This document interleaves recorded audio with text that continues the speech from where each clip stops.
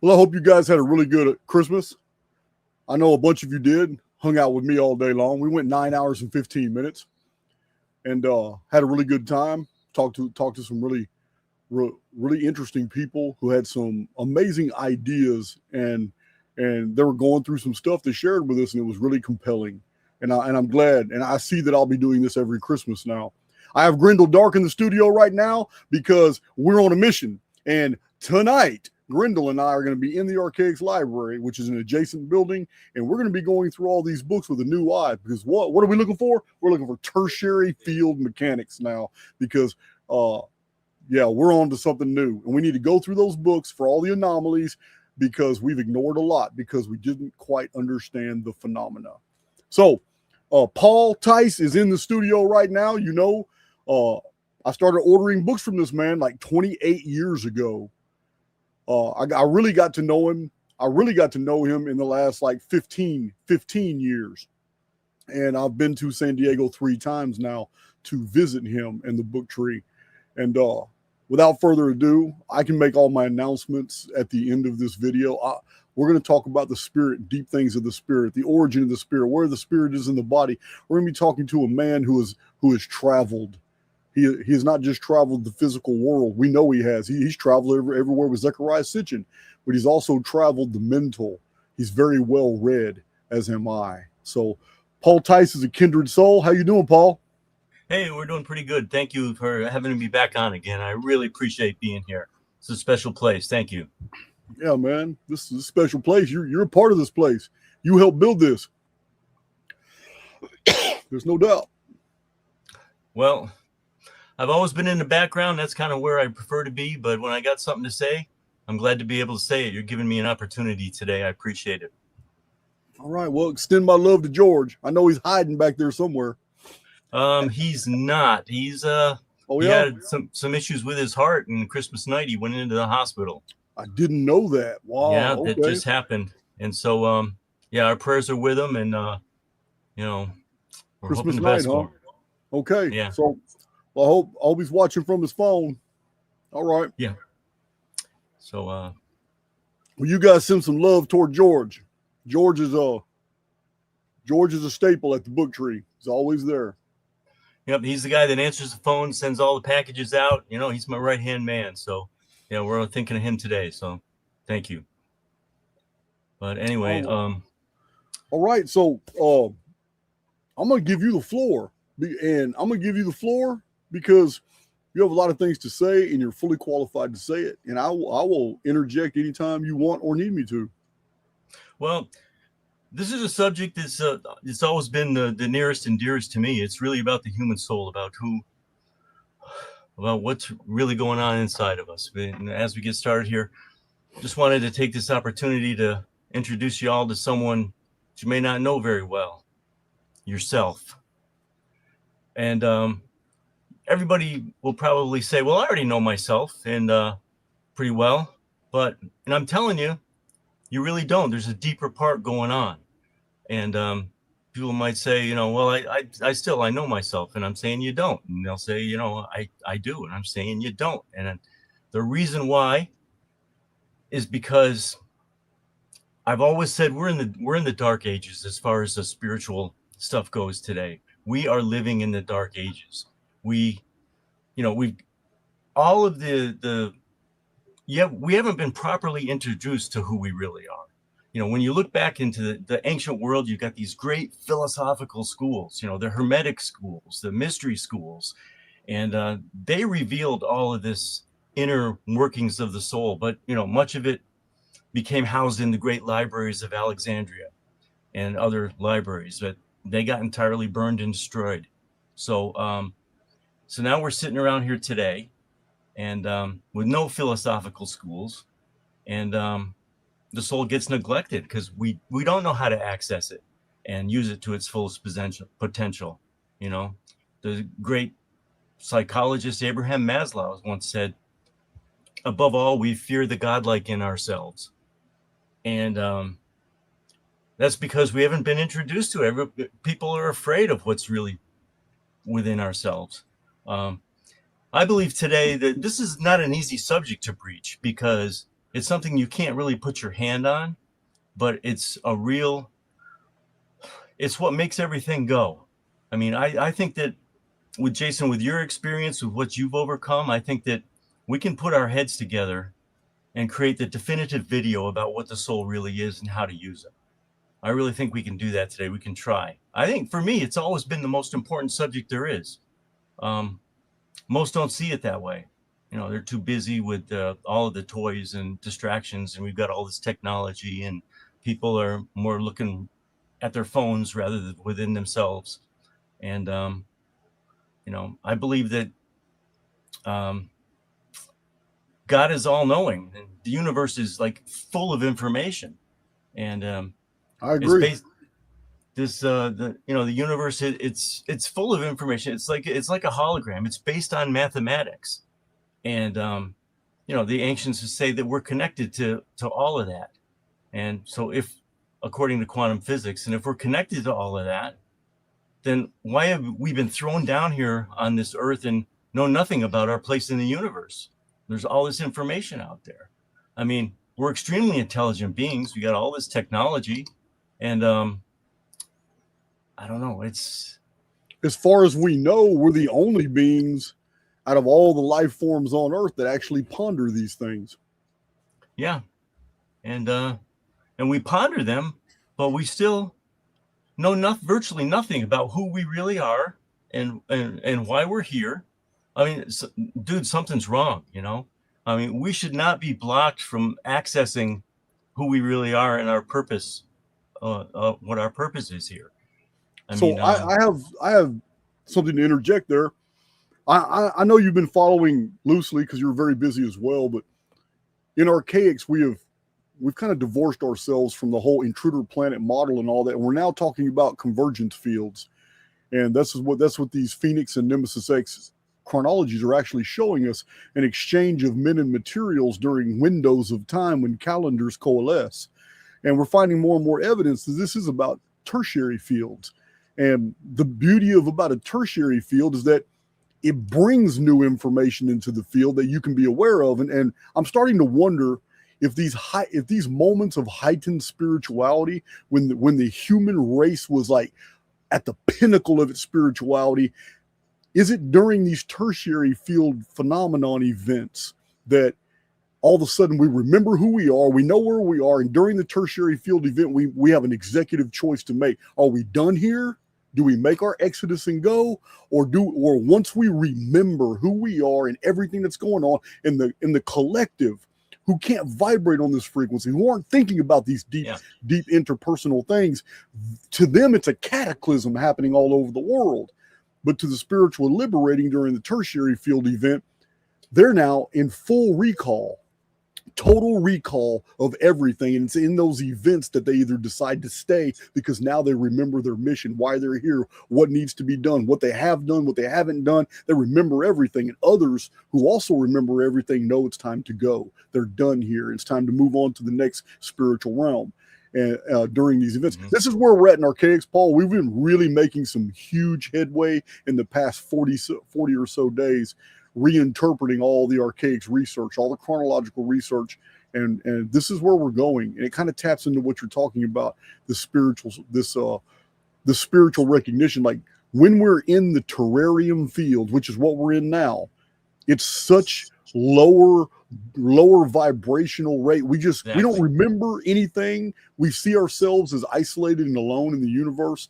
But when we come in contact with another field, that's when all these memories come back. This is when our abilities tap in. This is where we're at in the research, but that's just a tangent. Yeah, I think that something can flip that switch. There's some kind of a mechanism. There's something that sort of glosses over and filters what we really can and are capable of knowing. And you know, and here's a Bible quote, Romans 11:8. It says, "According as it is written, God hath given them the spirit of slumber, eyes that they should not see, and ears that they should not hear, unto this day." So the Bible is saying that God has put sort of a block on us, and if that's the God of this world, it's just like why is this happening? I mean, there's the scientists say that the brain is a filter, but I think that's rationalizing a very uncomfortable situation. I mean, they say we only use about 10 or 12% of the human brain. Well, why not 50? Why not 50%? I mean, is it because we're being blocked from knowing who we really are? The ancients, they tell us that the soul connects to some kind of a godly force or energy. But what is the soul? It's physically not seen. No one has actually, cut open a soul, or cut open a person rather, and pulled out a soul, whether it be a human or an animal. It's like like pulling up something. You can't. It's not there. It's not real to a lot of people. But the ancients say it's there. It's the innermost part of us. It's the essence of who we are. That how is it described? How do the ancients describe it? And it's consistently described as a light. The Gnostics say it's a divine spark. But why? Why is that? It's a spark in the ancient world. To them, it's the brightest thing. It's very seen briefly, but I think that the soul was actually seen this way, and so that's how they described it. And let's see here. There are scientific studies where they have used very hypersensitive equipment and shown two things. One, that they have detected a light departing from the body at death. They have also detected that the body actually increases in weight just a little bit at the moment of death. It's very interesting, these studies. I don't know if they're relative, but it's pretty interesting. I've seen video footage of amplifications of these tests with camera, showing that as soon as somebody dies in a hospital bed, the camera does infrared cameras do pick up a light essence departing the body. Yeah, and I had read something about that. I don't know if it was the same study or not, but they're saying I forget how many grams or micrograms that they detected leaves the body at that certain point. Yes, and there's been other scientists who come out and said, no, that's not true. And, so it's, it's hard to say, but they do know. It's been pretty much established. I mean, the ancients really knew, and it's been pretty well established in different forms of religions and in different teachings around the world. They all are consistent in describing it as a light. And I got like 4 or 5 I want to read from around the world talk about this. The Giordano Bruno, who was burned at the stake. Okay. Bruno once said, "The divine light is always in man, presenting itself to the senses and to the comprehension, but man rejects it." So, and that was Bruno. And then in the Upanishads, we've got the light which shines beyond this heaven, higher than all, higher than everything in the highest world, beyond which there are no other worlds. This is the same light that is within man. That's from the Upanishads. And then from Damasius, a Neoplatonic philosopher, he said, the soul possesses a certain shining vehicle, which is also called starlight, star-like rather, asteroids, and is eternal. And they said that they say that we're from the stars, kind of thing. And the ancients are saying this is we possess this certain star-like vehicle within us that's eternal. And then Guru Amar Das once said, "Mind, thou art a spark of divine light, so grasp the true source of thy being." And then we'll go, here's one more from the Rig Veda. On that effulgent power, which is God himself, and is called the light of the radiant sun, do I meditate, governed by the mysterious light which resides in me for the purpose of thought. And then there's one more really interesting one here. This is from the hymn on the fate of the living soul. And this is from the ancient Parthian texts. And so they were from around 200 BC to 200 AD. They were more an Iranian civilization.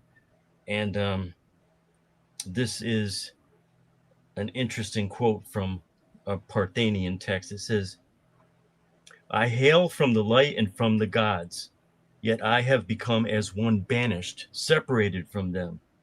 The foes assemble above me and took me to the realm of death. Blessed be who rescues my soul from distress so that it may be saved. A god am I, born of the gods, a bright, radiant, and shining, beaming, fragrant, and beautiful god, but now I have fallen into misery. So he's talking about the human condition. You know, we're bright, radiant beings. And so it's, you know, all throughout the world and throughout history, the different mystics who've actually come across this have always established that this is a form of light that we have. And so have you seen the similar sentiment in the Colburn Bible text? Have you seen that? Would you like to see that real quick? Yeah, absolutely. It's the same, basically the same thing what you're saying right here is worded differently. I'm going to share my screen so you can actually see it. But this is what it says in the Colburn Bible, talking about humanity. They're enclosed in matter in the kingdom of illusion, while I dwell here in the freedom of reality and truth. This is supposedly God speaking.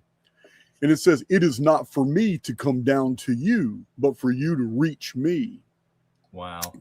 And then it says in the book of Creation, chapter 4:16, the earth is not for the pleasure of man, but it is a place of instruction for his soul. A man more readily feels the stirrings of the spirit in the face of disaster than in the lap of luxury. The tuition of the soul is a long and arduous course of instruction and training. Man, that is exactly what I seem to have come up with as well. Somebody with a lot of great wisdom, I think, is the Colburn Bible has gotten a lot of publicity in the last 10 years because it's an Exodus account. It's an account of the cataclysm in Egypt and about the Israelites leaving that is completely devoid of any Jewish dressings. It is an amazing account. Wow. So I think it's pretty much established that, you know, we're beings of light that are in these bodies, and yet where is it? Like, if we have this light within our bodies, like, where is it? I mean, this is not just an idea. So if we've got this within our bodies, where is it located? So now we've got, I've collected a bunch of quotes that say exactly where this light is within our body. So this is like, and here's some quotes here. And this is from Johannes Tauler, Tauler. Says, there is a divine light which shines in the very deeps of man's heart, a supernatural light. And John of the Cross says, there in the lucky dark, none to observe me, darkness far and wide, no sign for me to mark, no other light, no guide, except for my heart, the fire inside. And then there's a Guru Nanak who says, the inaccessible and illimitable God dwelleth in man's heart. And let's see, we got a couple more here. Another one from the Upanishads. He is the innermost self in all beings. He who knows him hidden in the shrine of his heart cuts the knot of ignorance even in his life. Self-luminous, ever present in the hearts of all, is the great being. So let's see here.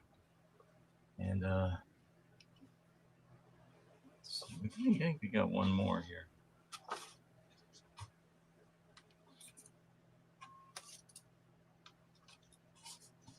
Yeah, here's one more. This is a good one. We got the Gospel of Thomas. Here's Jesus. He says, I took my place in the midst of the world, and I appeared to them in flesh. I found all of them intoxicated. I found none of them thirsty. And my soul became afflicted for the hearts of men, because they are blind in their hearts and do not have sight. For empty they came into this world, and empty too they seek to leave the world. But for the moment they are intoxicated. So, wow. I don't have go ahead. I don't have the reference with me right now, but I've quoted it many times in different presentations. But I understand that it's pseudepigraphical, but in the book of Adam and Eve 2, there is a reference where God is explaining to Adam and Eve after they've already rebelled and sin, and God is explaining to Adam and Eve that the adversary has robbed you of your light and has clothed you in darkness. Mm-hmm. Talking about these avatars, and it's a really interesting passage. The whole chapter is about light and dark, and how Adam and Eve didn't really perceive what had happened to them. They had mistaken it, and it's all spiritual. Everything that's happening to them is spiritual, but Adam and Eve were interpreting it all as physical. I thought that was a pretty compelling passage. I don't remember exactly where it's at, but I've quoted it many times when God had appeared to Adam and Eve after the fall and explained to them how the adversary had robbed them of their light and clothed them in darkness. Yeah, and then this whole system, it's like this, this prey and this whole system where everything consumes everything else. Yeah, predator versus prey. Yeah, and it's not a lot of compassion going on there, but the human heart, I mean, it evokes like really strong feelings: love, compassion, exhilaration, ecstasy, pain, sorrow, and then and especially compassion. They say that we're the only beings that are able to express compassion, and they say a lot of these people do say, "Oh, he has a good heart," and I think that those feelings people understand somehow on a deep level that it comes from the heart, and they I really believe that the soul, based on these ancient documents, is the soul is embedded like in the heart or like right next to the heart. I can give an example as to a really intriguing piece of evidence as to why I believe we have immortal souls. We have souls, and that we are different than the animals. They too have souls. They too are connected to the oversoul, but they're nowhere near as advanced. They're not at the level we are. We may have come from more primitive souls, and with those souls, we may have been animals in previous incarnations. I wouldn't doubt it. I have no evidence to either support it or deny it. But one thing that makes us very, very different than the animals is that, and this to me defines spirituality. This gets core to the core of spirituality. Animals living visceral, living the type of existence they live, they are not known for altruism. An animal will always do things for its own betterment, and by extension, the betterment of its young or its mate. But you don't have that. You don't have animals doing what humans do. I'm not just talking about sharing and being friendly to other humans. I'm talking about, it is a rare thing for someone to do something for someone else when it's going to cost them something they'll never get back. And humans are known for this altruism. Only humans do engage in this type of self-sacrifice, this type of stuff where they know this other individual needs something that they can provide, but in providing it, it's going to hurt because now you're bereft of whatever it is, but you still do it anyway. Yeah. This can't be explained in the animal kingdom terms. This isn't visceral. Yeah, we're not running on pure instinct because we have souls. That's right. We've got something extra going on there. And and a lot of this, it gets back to the age-old doctrine of the exile of the soul, the prodigal son, and the Gnostic tale of the robe of glory, where we have come from somewhere else, but we lose our memory, and we're down here to perform something, but we forgot what we're here for. But we are here for a reason. Before we come into this world, we kind of know what we're coming here for. And then it completely loses us because this vibration is so damn low. Right. And so we developed these religions, and to try to help us to understand, it had hundreds of different religions, but you look at the word religion, Re means to do again, and ligio, the Latin ligio, means to bind. So we're trying to rebind or retie something that we once had. So and that's our connection to God. I mean, we've either fallen from God or been separated in some way. And so religion, to rebind ourselves, it's a tool, but it's not enough. There's hundreds of different ones. Which ones have actually brought us back into that divine connection with God? Yeah. We need more than faith and rituals to accomplish this kind of thing. And yeah, it's a tool that's been corrupted to the point that anything that you build with it now becomes some type of confinement. Religion no longer works. Exactly. And that's the thing, is that we need to come to that understanding. There's got to be something more that we can grasp onto, that can bring us beyond these outer religions and get us more into the inner world of who and what we really are. And collectively, I think that there's been some theories. I think there's something to this, where when we look at this whole system, I mean, collectively, we could, with all of these divine sparks that we all hold, collectively, we may be God itself in some way. There's a couple of different theories. One of them's pure Gnostic, and another one comes from one of the ancient schools.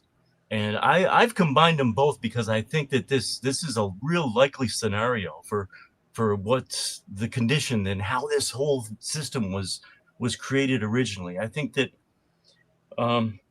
originally, I think that God was complete. God was within this void, and there were no opposites. Like, everything was stagnant. It was all powerful, but nothing was happening. And God wanted to understand its full potential, so intentionally divided itself and created opposites so that various actions could result, and God could understand its potential, that it would know, and that from all the different actions that could happen. And there's some who've theorized that if every possible different variation of actions and things that could happen were to unfold, then God would have an understanding of its full potential. And so it's possible that God did this. Some people will stop there and say, well, that's the way it is. God wants to experience everything that could possibly happen. That explains evil and everything else like that. But I believe that there was another step to that. I believe that from within all these experiences that God can have in understanding itself and its potential, there's this Gnostic view steps in, where from within all of that stuff that's going on, a lesser pretender God was somehow able to either blow apart or entrap the real God, the God of light, into separate particles and diffuse its strength and to block its memory in this lower vibration. And then the pretender God took over, and it's recycling these particles in continuous lifetimes for as long as the separate particles stay blinded as to who and what they are.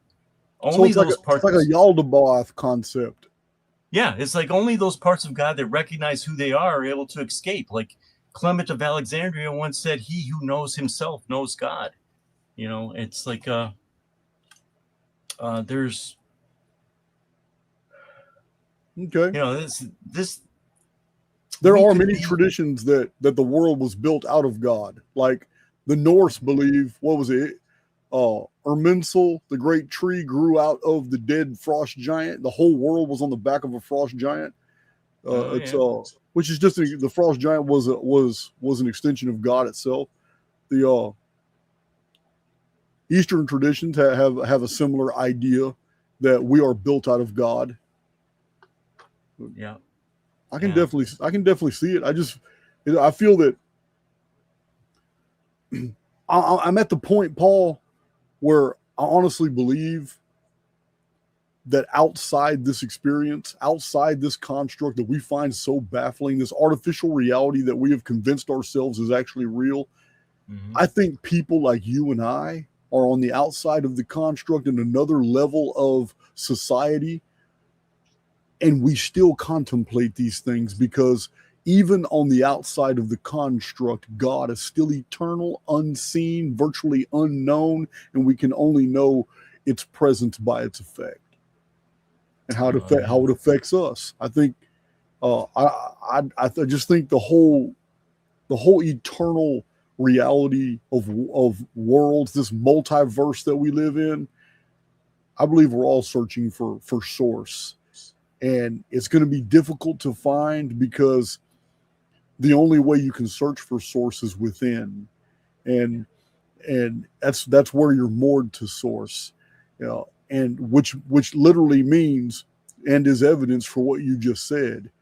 If God basically fractalized and then we're an extension of the Godhead ourself, and we're on this journey to actually discover ourself.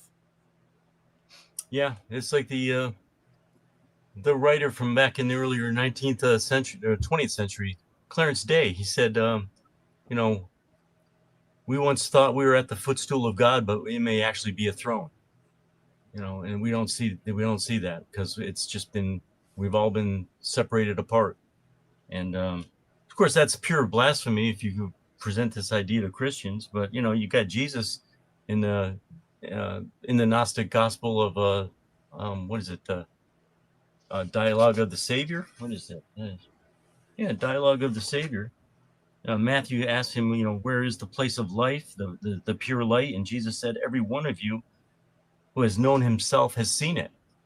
So, and God is supposed to be this ultimate being of light. And if we know ourselves, we know God.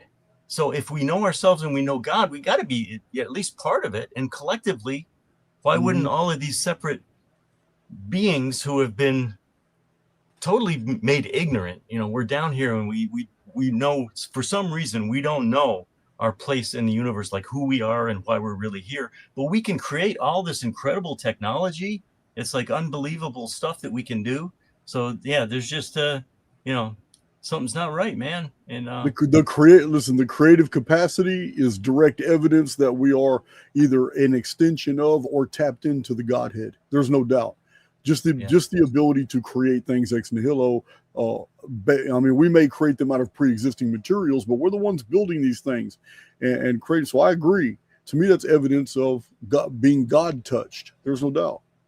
Yeah, it's like the pretender God saw that God was vulnerable in a divided state, took things over, and in this realm, the darkness rules over the light. At least for now, the idea that God can experience everything and know itself completely by coming back full circle is no longer possible because it's been hijacked. It's now up to us, these particles of light, these divine sparks to come together, to compose the power of God, to come to the realization of who we really are, and that's the way out. That's the way out. So it's almost like you're offering a scenario where an intelligence confronted the Godhead and said, well, if you truly are, in control, and you truly are, on the throne and in power, then why not demonstrate it by dividing yourself into so many parts and then having those parts have their own intelligence and try to come back home. If you truly are God, then you should be able to extend yourself, and your many moving parts called souls out there in the constructs would be able to eventually find their way back home, which would prove your claims. It's almost as if a God Satan scenario, maybe something like that, may have instigated this entire experiment. Yeah, and that is the robe of glory story. Really, there's a lot that it's very similar to that, what you just said. Where and like Mahatma Gandhi. Got to read a quote. Mahatma Gandhi. I'm big on quotes. I am. And Mahatma Gandhi, the most ignorant among mankind have some truth in them. We are all sparks of truth. The sum total of these sparks are indescribable as yet unknown truth, which is God. So even Gandhi is saying that we're all these sparks that are actually, together are God. And Mahatma Gandhi was a very wise man. That seemed to be his theory. So I can go with that. Yeah, So I don't so know. that would give us more clarity on, the disciples were wondering when Jesus was going to come back. And we have whole Christian eschatology teachings that are giving us the exact opposite of what Jesus said. There is a whole body of people believing Jesus is coming back. But when Jesus was asked about that, he specifically said, do not believe uh, if you hear any rumors that I am here, or I am preaching here, or I'm in this city, or I have come in the clouds. Don't believe any of that. He says the kingdom of God is within you. And when Jesus was confronted before the temple, uh, he literally said virtually the same thing about when his disciples tried to stop him from being arrested. He said, look, listen, he says, I am of my Father, and my Father is not of this world. I am not of this world, but I must go back to my Father. But if I was of this world, you can rest assured that my Father would send his angels, and they would deal with the Jews. That's exactly what he said. He said they would deal with the Jews, and I would not be delivered unto them. But I'm not of this world. So, and he goes off to say that the kingdom of God is within you. So if every answer to everything is always within, which is why I wrote the book Awaken the Immortal Within, if every answer, then that means that we're moored to source. And if we're moored to source, Paul, that's absolute evidence of what you're saying, that every single one of us is a little fraction of the Godhead. Yeah, and most people are of the opinion that we're these bodies that might have a soul, but it's the opposite around, where we're really souls that have a body for the time being. The soul's not just an idea; it's a reality. It's like it just reminds me. A nurse comes running into the doctor's office. She says, Doctor, there's an invisible man in the waiting room. And the doctor says, tell him I can't see him. So it's like that's the way we Yeah. treat the soul. It's like Yeah. it's like the invisible man is the soul, and the nurse is our intuition telling us that hey, you got to examine this. And it's just like no, can't see him. And so I mean that's what we need to do here. We need to kind of wake up and see that there's this thing there that's needs to be looked at. You gotta investigate this. So you got jokes, huh, Paul? oh Yeah, yeah, well, yeah. I believe in the spirit world too, because I have seen some women that are so absolutely beautiful. I go straight into worship mode, and that can only be a spiritual phenomenon, man. Yeah, Yeah, but it's just like, absolutely. so now, like, we've pretty much figured out that the soul is there. It's light. It's in our bodies. It's probably like within our hearts or somewhere in that general area. But how do we access it? Like, what do we? Is there exercises? Is there things that we can do? And there are definitely things that we can do. We've had all of these like mystical teachers. We've had Gurdjieff, Ouspensky, and J.G. Bennett, and there's been a lot of these different, and it goes way back into the ancient world too. Heraclitus and some of these other people have reported all kinds of teachings. But there's Thomas Troward, Wallace Waddles. I mean, they mm, may be more. They may be more modern, 120, 130 years ago, but they were tapped in. mm-hmm. They were And tapped in.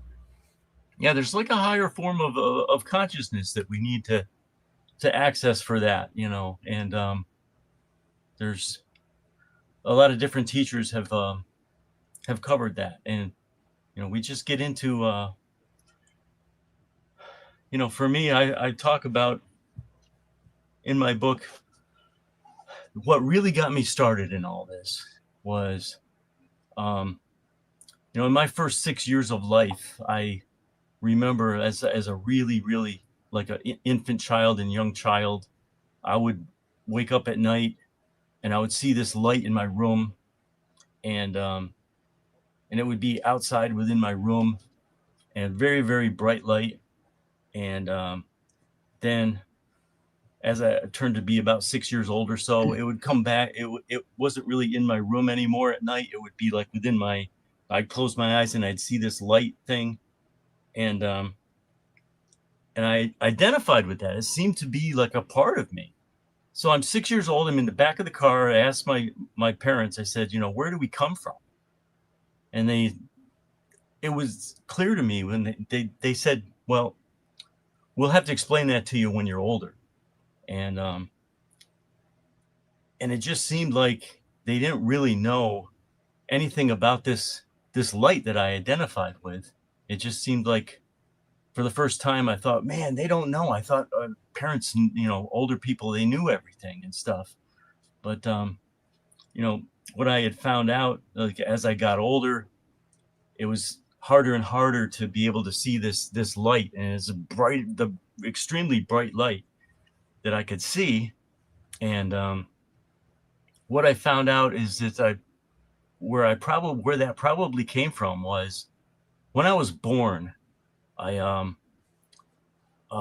almost didn't make it. I was like a breached baby, and I almost died a couple times. And I'm thinking that my soul came out of my body and was just maybe waiting around to see if I was going to survive or not.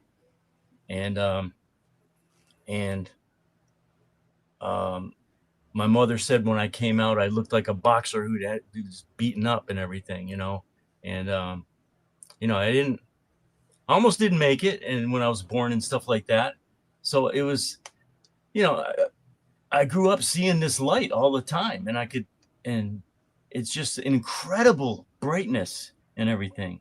So, I don't claim to be some big enlightened guru or being or anything like that. I had a birth trauma, and this soul, this separated from my body, and I could see it within my field of vision. And that's what got me started with this. I can see this thing, and I from birth, and it's just like this incredible, like, golden circle. And I got pictures of it in Triumph of the Human Spirit, not pictures, but I made drawings of that, what it looked like. And let me see what I put in there just to get an idea what the heck I'm seeing here. It's these things right there. Okay. And it's like a circle. And but what's really interesting is that in the field of vision, it would be like it would start off as kind of like a shadow, and then I would breathe in pretty deeply, and then this golden light would kind of fill in with every breath and everything, and it's super bright. And then what's really crazy is that the ancient Greek word pneuma, Pneuma, it actually means breath, but it's the word also for the soul. And so and the Hebrew word nephesh, that means soul, but it also means breath. And I could, like, charge this thing with my breath, and it would just grow in this incredibly bright, brilliant golden light with like a hole in the middle. And so I don't know. It's like how on earth can you see something with such a bright light like that and have it be part of you? So I just wanted to always find that answer, and I just think that I don't know the answer. I wouldn't know how to answer anything because you're a real smart guy. Your experience, that experience is mirrored in a lot of ancient texts on the Epiphany narratives, where some prophet or some important individual in history has a incident in their life where they were confronted with a similar situation and it forever changed their destiny. So I'm always telling my community, Paul, that we have to judge things by their effects. So let me tell you what I see with you, and what you may not even recognize in yourself is that you may just regard yourself as an ordinary guy on the old strip on Adams Avenue, running a publishing company and a bookstore. But I'm looking at a guy who is so spiritually connected with those who have powerful spirits. You have worked with Jordan Maxwell for years. You traveled the world with Zechariah Sitchin. Your spirit connected you to Neil Freer, breaking the God spell, Jack Barringer. Your spirit connected with the fascinating individual Hugh Montgomery. I'm talking about Tracy Twyman you have worked with this to you, this doesn't, but these are names known to many people who have done the homework and done the research and know who these individuals are. Your spirit is so strong, it reached all the way into a maximum security in prison and found me and brought me into this fold as well. So I'm just saying that when it comes to things of the spirit, we often don't see with clarity how the spirit's been moving in our lives until toward our sunset years when we can put all these things together. But you alone have been the nexus connecting a lot of profound individuals in the field. Yeah, I appreciate that, because there's a certain path that you take through life, and a lot of times things will happen that you don't have any control over, and things sort of just line up, and but I think that the soul, I mean, I really think that I've actually seen it, and this bright light, and that's kind of what it looks like. And being able to breathe in and activate it and just have it grow within your field of vision with the breath. And you've got these ancient words which mean breath and soul at the same time. It's just like, whoa, wait a minute, what's going on here? And so you got here is interesting thing here that in Luke 11:34, you got Jesus saying, the light of the body is the eye. Therefore, when thine eye is single, the whole body is also full of light. But when thine eye is evil, thy body is also full of darkness. Take heed, therefore, that the light which is in thee be not darkness. If thy whole body, therefore, be full of light, having no part dark, the whole shall be full of light, as when the bright shining of a candle doth give thee light. So it's just like if you substitute the word I for soul, I mean, you've got pretty much the same thing. So I just feel like that's why for me this has always been the most important question, is like who we really are. Because I just had some weird, birth trauma or something. I'm thinking that's probably where it came from, where my soul just separated out, not knowing if it's safe to hang out in this body or not, whether this kid's going to live or not, kind of thing.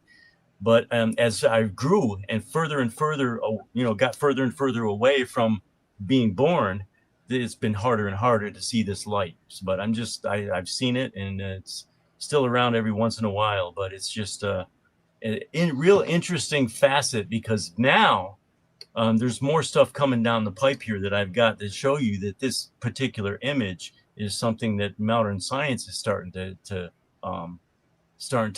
come across. So now we might even know what the soul actually looks like, and okay, I'm gonna tell you the pictures I saw of the golden deal almost kind of look like an orb to me. Yeah, there's been some of those that are very similar to that as well. Absolutely. Yeah. But anyway, the question is, how do we use this soul, this power? I've been, even though I think I've seen it, but how do I still use it? And so back in the 1990s, I was living up in LA, and I went to the Ecclesia Gnostica Church with Dr. Stefan Heller. He created the first Gnostic church in the United States, and he introduced me to the idea of this blind pretender God.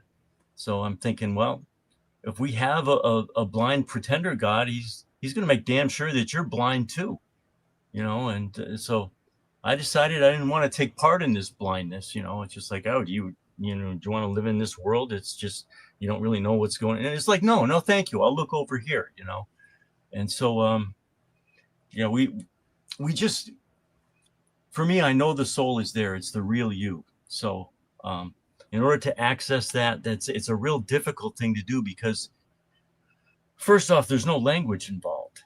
I mean, the soul doesn't speak any particular language. So, you got to remember that if it's within your center, then, like most people, they're in their heads. They're just always, got this running dialogue in their minds and everything like that. But if the soul is centered in your heart, then what I've done sometimes is I'll move my awareness from my head into like my heart area, and just take a deep breath and move that energy like right into the heart area and sort of feel that, and it just, everything gets like quiet, serene and kind of peaceful and stuff. And I will do that like a couple times every day. I'll do that when I just feel a need to sort of get myself centered. And if the soul happens to be located there, I mean, that would be the center of your body, like weight wise. I mean, so if the soul is going to balance you, it's going to be in the, like the center of your body. So when you move your awareness into that area, then I guess maybe more sensitive people, I can't tell you what you're going to experience, but for me, hey, that works. It's just kind of like moving that awareness into that center part of my chest or in my heart area seems to have some kind of an effect, So I don't know if but what I wanted to do though, when I got into like my late 30s, I went back and I took graduate level philosophy courses, and I wanted to find out what all these the greatest thinkers in the world who were here on this earth, what they thought and everything. And that wasn't enough. I wanted to experience what this power was that we have within us. So I started to do some research, and I wanted to, everybody's different. Like you got to go with what vibes for you. Like some women, for instance, they get drawn to like yoga, and for me, I'm a visual person, so I like. So what I want to do, I got drawn into to try to find these mandalas and do some maybe like meditation and stuff. So we got this. I found this these meditation tapes. These Robert Monroe hemisync meditation tapes. Where you put headphones on, and the frequency is just a little bit different in both ears, so that it balances out your brainwave thing. And they say that you don't have to go in a cave and meditate for like months to try to really the tapes, they meditate you, kind of thing. So I found these mandalas, and what I found was this ancient Japanese form of Buddhism, and it was called Shingon Buddhism, Shingon, Shingon Buddhism, and this was developed by a guy named Kukai. This guy named Kukai, he lived from 774 to like the mid 800s, and he went to China and he wanted to find out the real secrets to enlightenment, and so he went to China and came back and had all this information, and he created this form of Buddhism called Shingon Buddhism, and he said that you can become enlightened in this one life by doing the Shingon Buddhism. And so they created this temple in Japan, and the walls where they created these mandalas, and just like they're like 50, 60 or 100-foot mandalas. They're huge, and there's one on the west wall and there's one on the east wall. And then you would meditate on these mandalas, and I found them in this big book, this big ass book here. And for about 3 to 4 years, I figured I'm going to treat this like the Olympics, man. This is just like I want to dive into this thing and go for this and see if I can make a difference in my life by really trying to find out what this enlightenment thing is, and if you really get into a program. But the thing is, with Shingon Buddhism, there's a whole other parts to it that you had to be like a member of the temple and all that stuff to do the different chantings and the rituals and stuff like that. So I just had the the mandalas, but I just decided to do it, and I spent about 3 years doing that. And this is the one. I don't know how well you can see that. I'm gonna hold it up real quick, because I'm gonna remove my. Yeah, I think that's the west one right there, and then we got the east one right here, right like that. But these are very, very elaborate mandalas, and they were created in order to reflect, they were created in order to reflect the whole composition of the universe and a whole composition of reality. And so it's like, and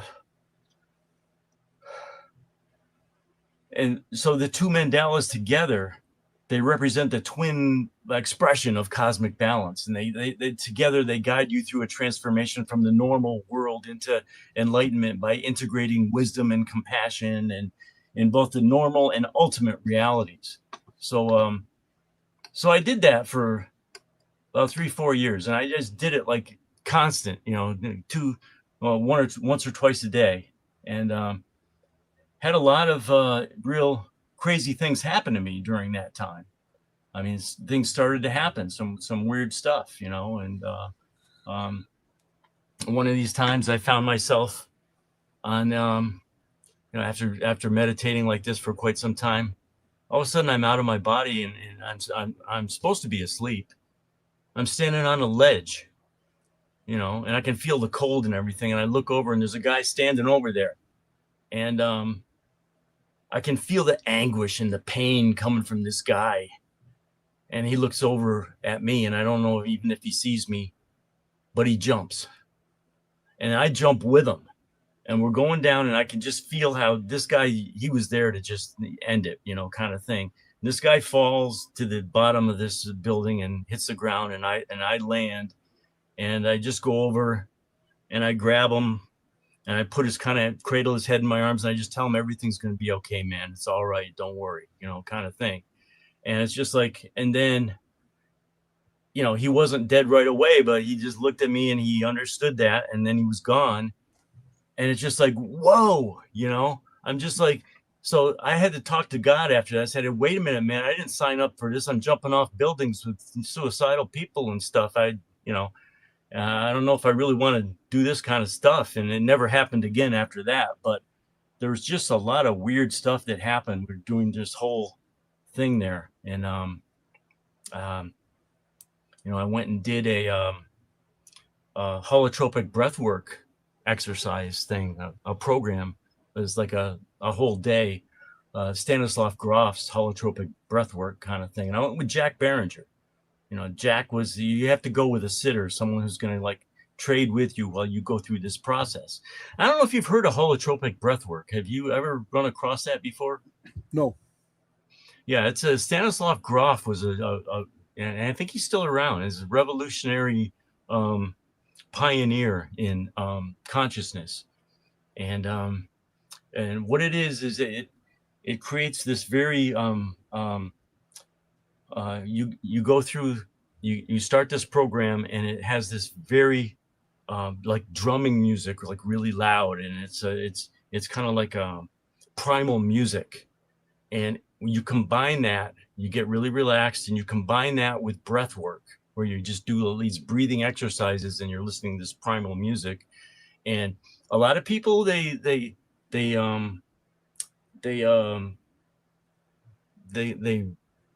re-experience their birth. They have sometimes, or they'll go into another world. It'll be a shamanistic experience kind of thing. So Jack and I go do this. And so Jack goes through this. He does his first, and he ends up taking on the persona of the snake in the Garden of Eden, where he becomes like, and he's writhing around on the floor. And I didn't know what was going on at the time. You're in like another world kind of thing. But apparently people who go through, decide to do this program, whatever is sort of needed for yourself on deeper levels can come out.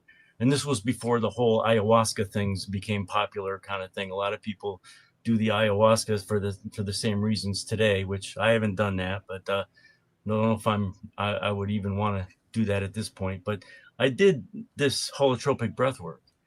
And so Jack gets done. He says, whoa, I was the snake in the Garden of Eden. He says, and so I ended up doing mine. And all of a sudden, I'm just totally relaxed. And maybe about 10, 15 minutes into this, I start to like come off the floor.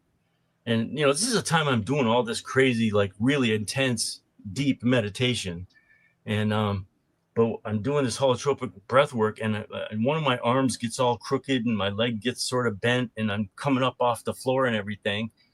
And all of a sudden I'm realizing that I can't, my body should be supporting me. And how could I be coming like off the floor and not having my weight down there in a way that's supporting me?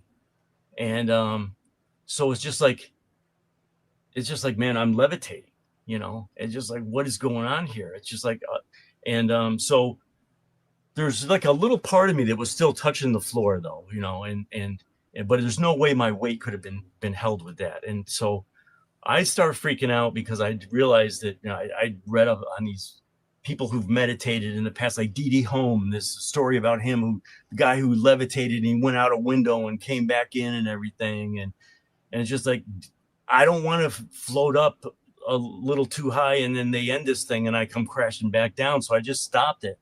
And so I get done with that. And Jack says, you were meditating, dude. And I said, no, I wasn't. There's a little part of me that was still touching, but still at the same time, there's no way that I could have been doing that. I mean, my body, I couldn't feel my body. I was totally relaxed, but it was in a contorted position. And so what's really weird is that after all that was over, sometimes it said that people who've had sort of like a birth trauma, sometimes when they experience this thing, they sometimes need to have a facilitator lift their body up and in order to help the body somehow balance and get through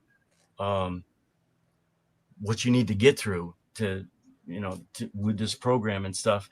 And maybe my body was doing it on its own or something like that. I don't know. But there's just so many weird extra things that happen when you start getting into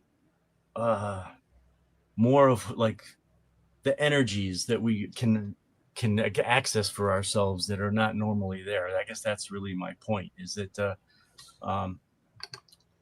there's just like I don't know. I've had a lot of stuff where by doing all this stuff, my intuition improved. I was able to, I don't know, when people, I mean, when the soul gets sort of exercised, I guess you could say, you get to exercise the soul a bit more.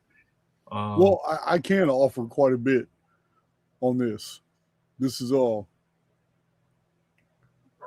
This would actually be one of my areas of expertise, and the solution is almost so simple that even though I've expressed it hundreds of times on my channel, people still don't get it, Paul. And what I'm talking about is that the recognition that we're in the materium, which is lower vibrational reality, and that the spirit is the one thing about us that vibrates at the highest frequencies. So there's a disconnect here. But there is one thing that we can do that instantly puts that spirit, I'm talking about so profoundly in contact with the rest of our being that we're overwhelmed and we never recognize it for what it is. Let me give you some examples, because we're now, like you said from the beginning of this video, we're venturing into territory for which vocabulary is insufficient. We still don't have a really good way to express what is happening. But in my personal life, I have been forced into situations where I just like Nike, just do it. And as soon as I decide, okay, this isn't my business what's going on right here on this cell block, but nor am I going to be a man standing here listening to this when I could have intervened. Even if I'm going to get an ass whooping, I don't care. There's no way I'm going to be able to wake up tomorrow with my chest stuck out and walk around that rec yard like a rooster, knowing that other people know that this was going on on the cell block in the day room. And I didn't speak up and do anything about it. So as soon as you make an executive decision to do something, there is something else that overrides. Paul, I have been in fights and I have felt no pain. I have been in fights with guys who were overly qualified to deal with me, and yet something discombobulated them. I didn't feel a thing they did to me, and I was like a David against a Goliath. And over, I have been put into situations, not just combat, but I've been put into situations where I just threw all caution to the wind. And it's like every domino fell that needed to fall. And with almost no effort on my own, I just went in that direction. And to me, this is the spirit within taking over. And it's because I'm doing something. I am moving in the direction of something that I want. And this co-creator dynamic, this connection to source, which is exhibited through this spiritual phenomenon we're talking about, just overrides. It says, oh, okay, Jason's at it again. And then all of a sudden, it's not Jason doing anything. It's the spirit in Jason doing it. And later on, I think about it, like, damn, man, I just did all that. Or it's over and over. I'm not just talking about combat. Even tackling situations for which, like, somebody's having a real rough time. I've told this story before. I don't like really telling it because I don't like to focus on the negative, but it's true. It happened. I was on a rec yard in prison, and a guy got gutted, and all his intestines came out, but he was still alive. And he knew there's no way medical's going to get there fast enough to save him. They're not going to be able to put all that stuff back in his body. He's sliced open. And he sat down against a concrete wall knowing he's going to die. And everybody on the rec yard ran in all different directions. We saw who did it, and we knew why it was done. It was in the air. I mean, these things aren't really random in prison. So I didn't run. I just sat next to him, and I talked to him. And he had a green dot card. And for those of you who don't remember, man, green dot cards were how you move money, 20 years ago, 15 and 20 years ago. And he had serial numbers in his wallet. And that's all he was worried about. He knew he was dead, and it stunk to high heaven. I wanted to throw up, but something just overcame me, and I just sat next to him, and he was calm. I know he was in pain, but he was more in shock. But his only worry, knowing he was about to check out, his only worry was while he was trembling, he dug in his wallet and he pulled out a piece of paper and he gave me 2 serial numbers and just told me, man, please, man, this is my mama's money, man. Make sure she gets this. As soon as I saw him, I saw the serial numbers. I knew what it was because I was in the game. And what I mean by in the game, I was doing things I wasn't supposed to do. That's why I got more time when I was in prison too, Paul. I was selling cell phones. I was selling contraband. Officers and ranking officers used to bring me stuff all the time, and I would sell it for them, and I would give them their cut, and they would bring me more, and we had this feedback loop going. And when he gave me the green dot cards, man, he knew, man, when I was talking to him that I was not going to steal his money, because those serial numbers could have been money straight. I could have just took that. But instead, he had all his addresses in there, and he said, "Man, please make sure my mama gets this money." And it's money he hustled up, and I gave him his money. But ordinarily, Paul, the reason I'm telling this story, something overcame me in order to deal with that situation. Because when a dog throws up around me, I'm next. Me and that dog going together. I can't stand to see vomit and all that. Blood doesn't really bother me, but this was something else. This was intestines and the stench that came with it. And ordinarily, I'm going to get the hell out of there. I'm choking up now talking about it.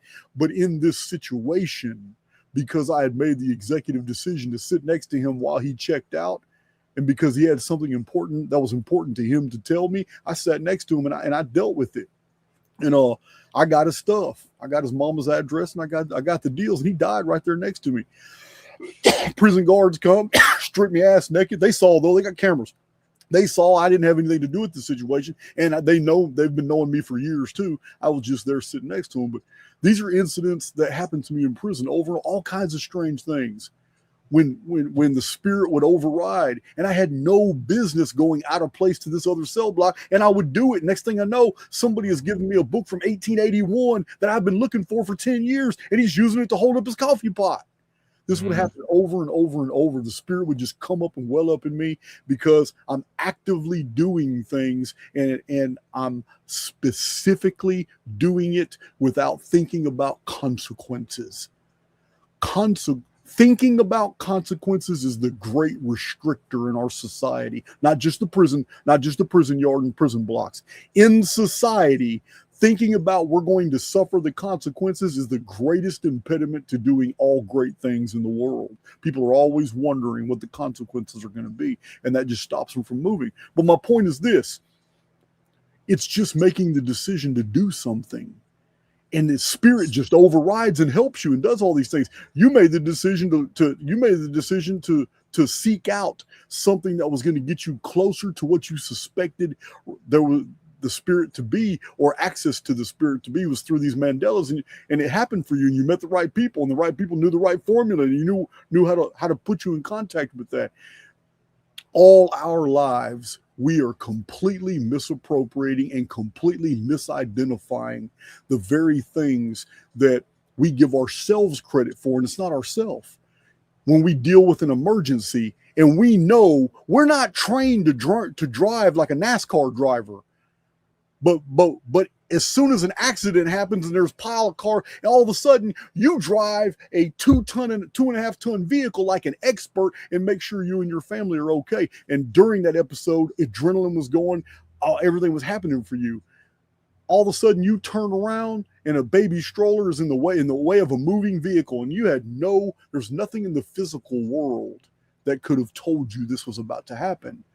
But you turned around, grabbed the baby stroller, pulled it right before a vehicle comes. This happens in our daily lives all the time, and we never identify what it is. It's the spirit. It's the spirit within, man. Yeah, part of it's intuitive. And the spirit will talk to you not in a language, but it's like an intuitive flash, where instead of consequences, which you bring up, if you get some, and a lot of people, it's real easy where you get this little. It's not language. It's an intuitive, like a little millisecond of a flash to do something. And a lot of times, a person will just let their conscious mind brush it off and say, "No, we're not doing this now." But if you can learn to identify these intuitive flashes, a lot of times that's guidance. Absolutely, absolutely. Intuition. I say it all the time. Intuition is the predecessor of knowledge. Intuition is spiritual. Imagination is spiritual. Empathy is spiritual. And I've added one to the list. I believe humor is spiritual. Yeah, like one day I'm driving around town and going my normal route, and I get this intuitive thing, like, go a different way, take the long way, go that way. And so I did, and then after that, I circled back around just to be curious. There was a huge accident, and it was probably right when I would have been going through that light. So, sometimes. Jordan Maxwell called it cosmic companionship. Everything that he did, he said that he had all these stories about things that happened where he changed his course because he recognized some kind of a thing he called cosmic companionship. And he was real big on that. And there's definitely something going on there. If you can learn how to tap into that, that's there for sure. And, what I would want to get into next a little bit is Carl Jung. Carl Jung has backed up a lot of really interesting things about the soul. This Gnostic preacher in Los Angeles, Stefan Heller. I used to go to his Friday night lectures up there. Every Friday night, I'd go and listen to him talk about the gnosis and everything. But he wrote a book called The Gnostic Jung and the Seven Sermons of the Dead. And that is based off of Carl Jung's, like a small little treatise that Carl Jung wrote called The Seven Sermons of the Dead. And Jung had sort of gotten into some other world or something like that. And he had these spirits show up. And all of them were asking, like, we've passed over. And we're expecting to go to heaven, and we don't know where to go. And we're coming to you, and we're asking you, like, what's going on here? Where are we supposed to go? And so Jung is what's really interesting is that Jung had an idea of what was really going on with that, and he he believed that, well, he had an experience, and let me try to find that here. This is he had an encounter, and what happened was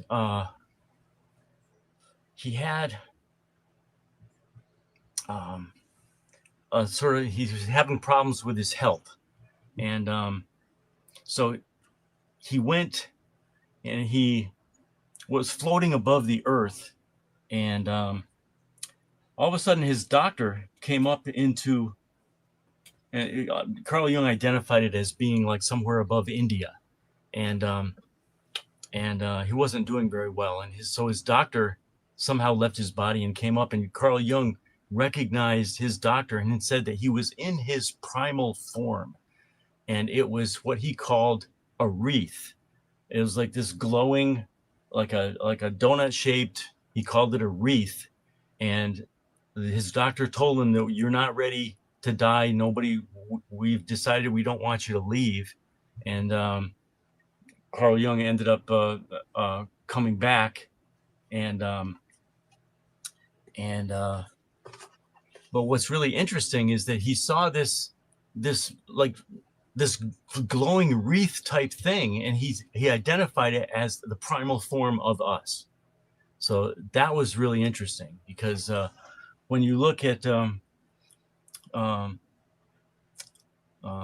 Trevor James Constable sent me a video one time. Another great name. I should have added him to the list.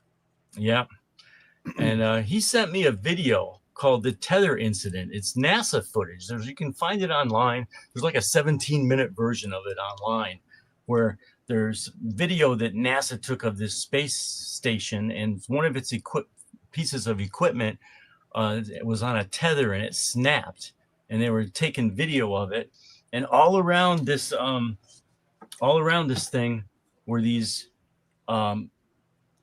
glowing, balls of something, and they had the hole in the middle and everything, and they were all on this video, like in outer space and everything.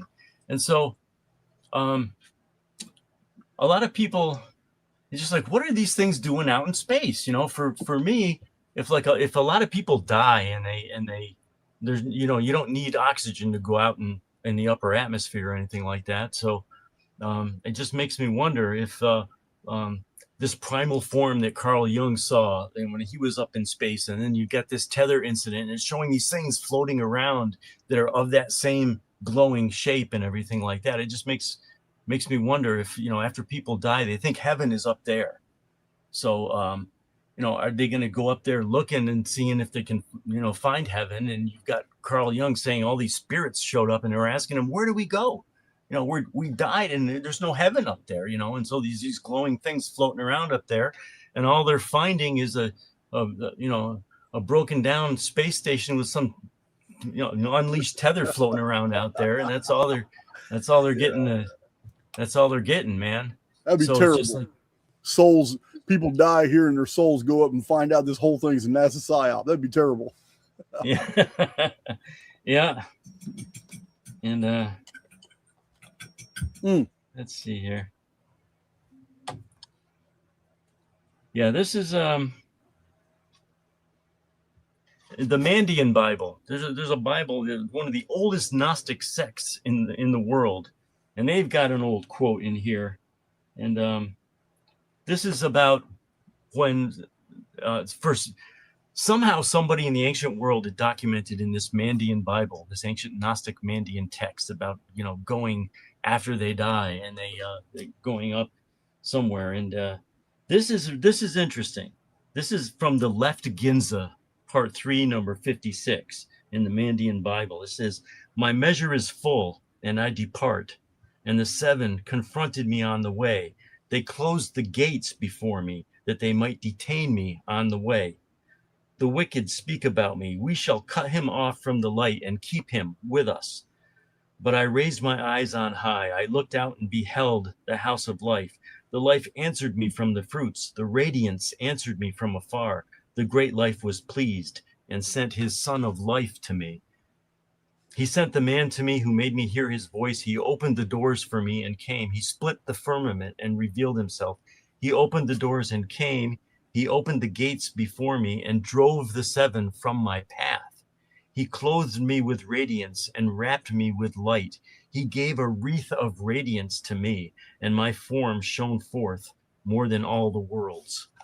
So, just another real interesting ancient text, which seems to describe the soul as this this ball of like light, lit up energy kind of thing. That when you really dig deep into these ancient texts, you can find out, well, man, it looks like the souls do have a shape, and we are light, and that's what it may look like. And within our hearts, that area, it seems to be the place where it resides while we're in these bodies on a temporary thing. So this is an old Gnostic text that's literally saying that when the soul leaves the avatar, it is confronted by seven basically portal guardians.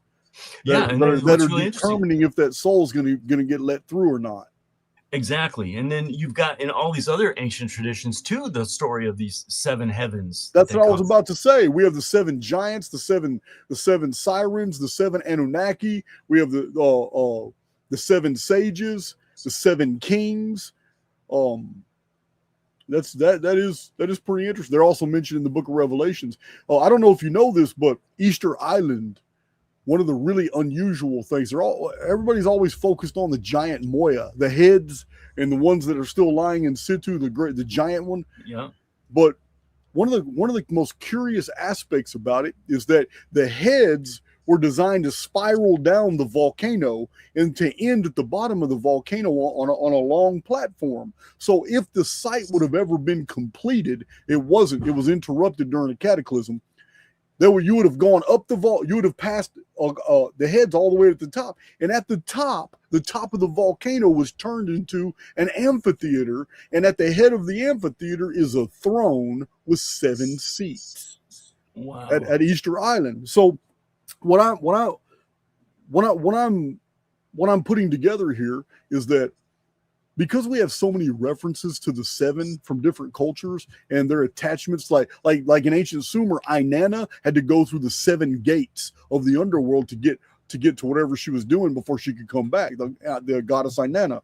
So what if in the ancient world, Paul, all cultures had the same idea that when the soul leaves the body, it went somewhere where there were 7 entities that decided for you or questioned you, before you were allowed to pass on, or if you're going to get cycled back into another avatar. So, because you just read that passage from that old Gnostic text. So I'm wondering, when did the hijacking happen to where we've lost that tradition? Because it seems to be ubiquitous. Oh, yeah. I don't know. We keep coming back here and having to learn certain things and to advance our souls in certain ways. So I think that if you can get to a certain level so that you can be recognized as being strong enough to get through those levels, otherwise you're just trapped here until you learn more about what to do. That might have something to do with it. So I don't know, but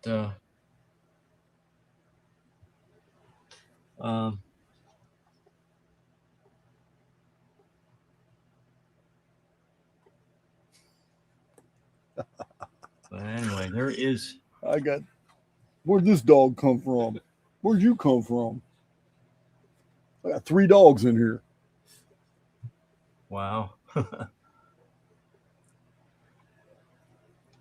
But Carl Jung also talked about how that when he went back after he was up in space and up above India and everything, his doctor said, "You got to come back. We need you." He said that he was disappointed that he had to go back in his body because he was going back into the box system, and he said it's a 3-dimensional reality which had been artificially built, and where each person sits by himself in a little box or body. So this is So he's talking about the construct here. He says it's he had to go back into his body, which is a three-dimensional reality that was artificially built. That's interesting coming from Carl Jung. That's really interesting. Yeah, considering the fact that that had to have been written over a century ago. Yeah, quite right around that time. Yeah. So, but anyway, so where we get to now is just like with all this evidence that we sort of dug up, it's like the soul has to be composed of something, otherwise it's just some positive reinforcement frame of our mind or an optical illusion or something like that. But in the reality, in reality, the soul may be the only thing that's not artificial. It's like this.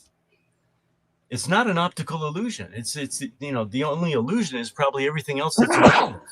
So scientists are a little bit, the scientists will still say that we still don't know what it is. I've done a lot of research online and trying to figure out what kind of evidence exists out there and stuff like that. But I'm telling you, there's been a lot of research recently done where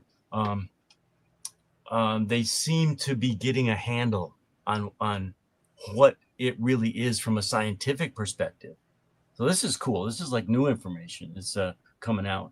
And what's interesting is that they know for a fact that when sperm meets the egg, there's like a spark. There's a spark there.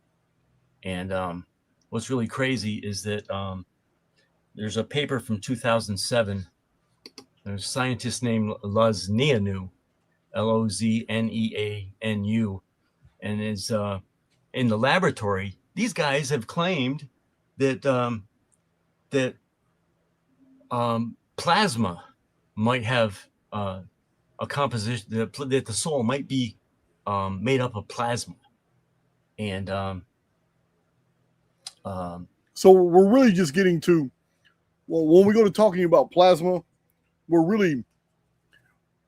it's kind of offensive to me. And the reason I find it offensive is because the scientific community were the ones that put the hammer down on Reichenbach. And you remember the book, The Odic Force? Oh, yeah.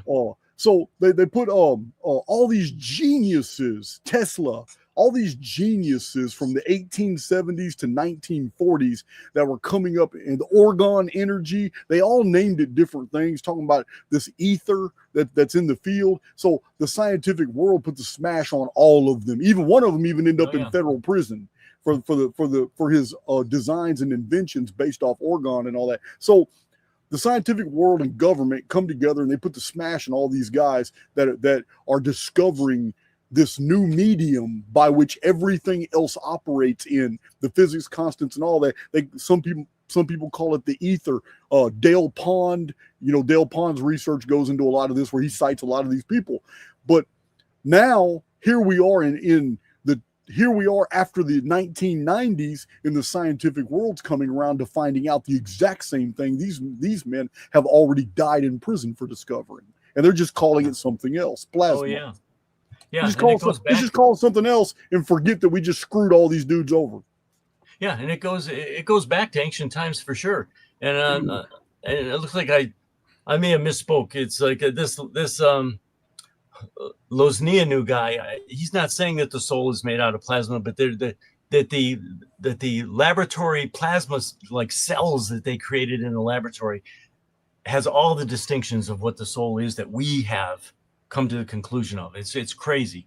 It's like they've created these cells that generate when spontaneously, when an electrical spark, just like when the sperm meets the egg, they create an electrical spark, and it generates a non-equilibrial plasma on the surface of a positively biased electrode within a cold plasma, and which contains like free electrons and atoms and stuff like that in an ionized state, is what they're saying.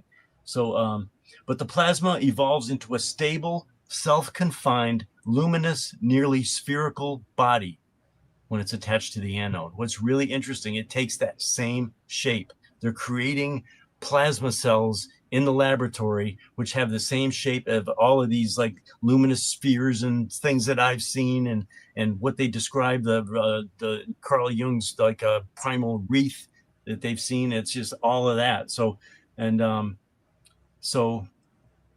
it's like a plasma sheath that creates sort of a membrane, and it's like they had argued that it's similar to biological cells, but the electrical boundaries of these plasma cells, they provide an enclosed internal environment that differs from the external environment. So, I mean, if the soul is going to be surviving in our bodies and it's not part of the external environment, well, hey, that fits the protocol, man. Yeah, it does. It also kind of also answers for us the question of, it identifies for us what Trevor James Constable was really documenting, because those orbs and blobs in the sky and in buildings and stuff that he was photographing with his special invented lenses, to me, it would be no different than a disembodied spirit. Here is a spirit in free form inside the construct, but it doesn't have an avatar. It's not connected in any way to a body. And a lot of them have that same shape. You're absolutely right.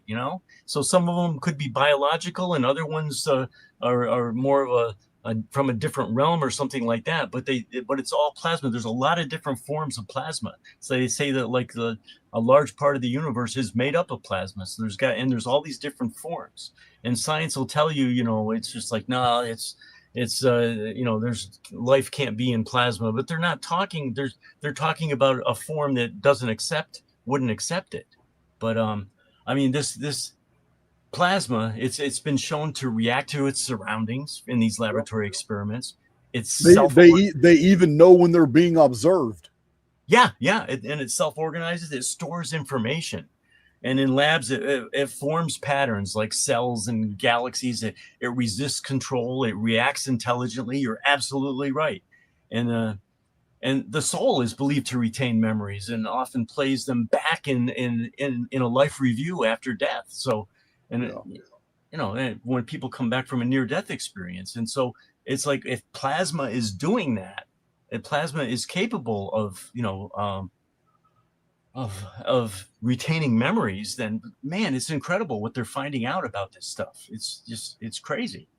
And so the soul could definitely be a form of plasma-based energy, no question. Okay, so if we're going to identify the soul with orbs, this is where it gets kind of fun. Here in Archaix, I have many presentations where I'm laying the case that 500 years of data acquisition, going back 500 years of reports and eyewitness accounts done by Charles Fort, with the massive data sets laid out in the huge source book project by William Corliss. When we put these together with a few other accounts on orbs, we find orbs are very active when in aerial combats in World War I and World War II, but they called them Foo Fighters, but they described them as orbs. We find them inside the funnels or playing in the clouds in tornado activity. They've been seen inside tsunamis as tsunamis. Listen, they've been seen in electromagnetic storms, real bad, not just regular thunderstorms, but really bad lightning storms and thunderstorms. Yeah, lightning is plasma.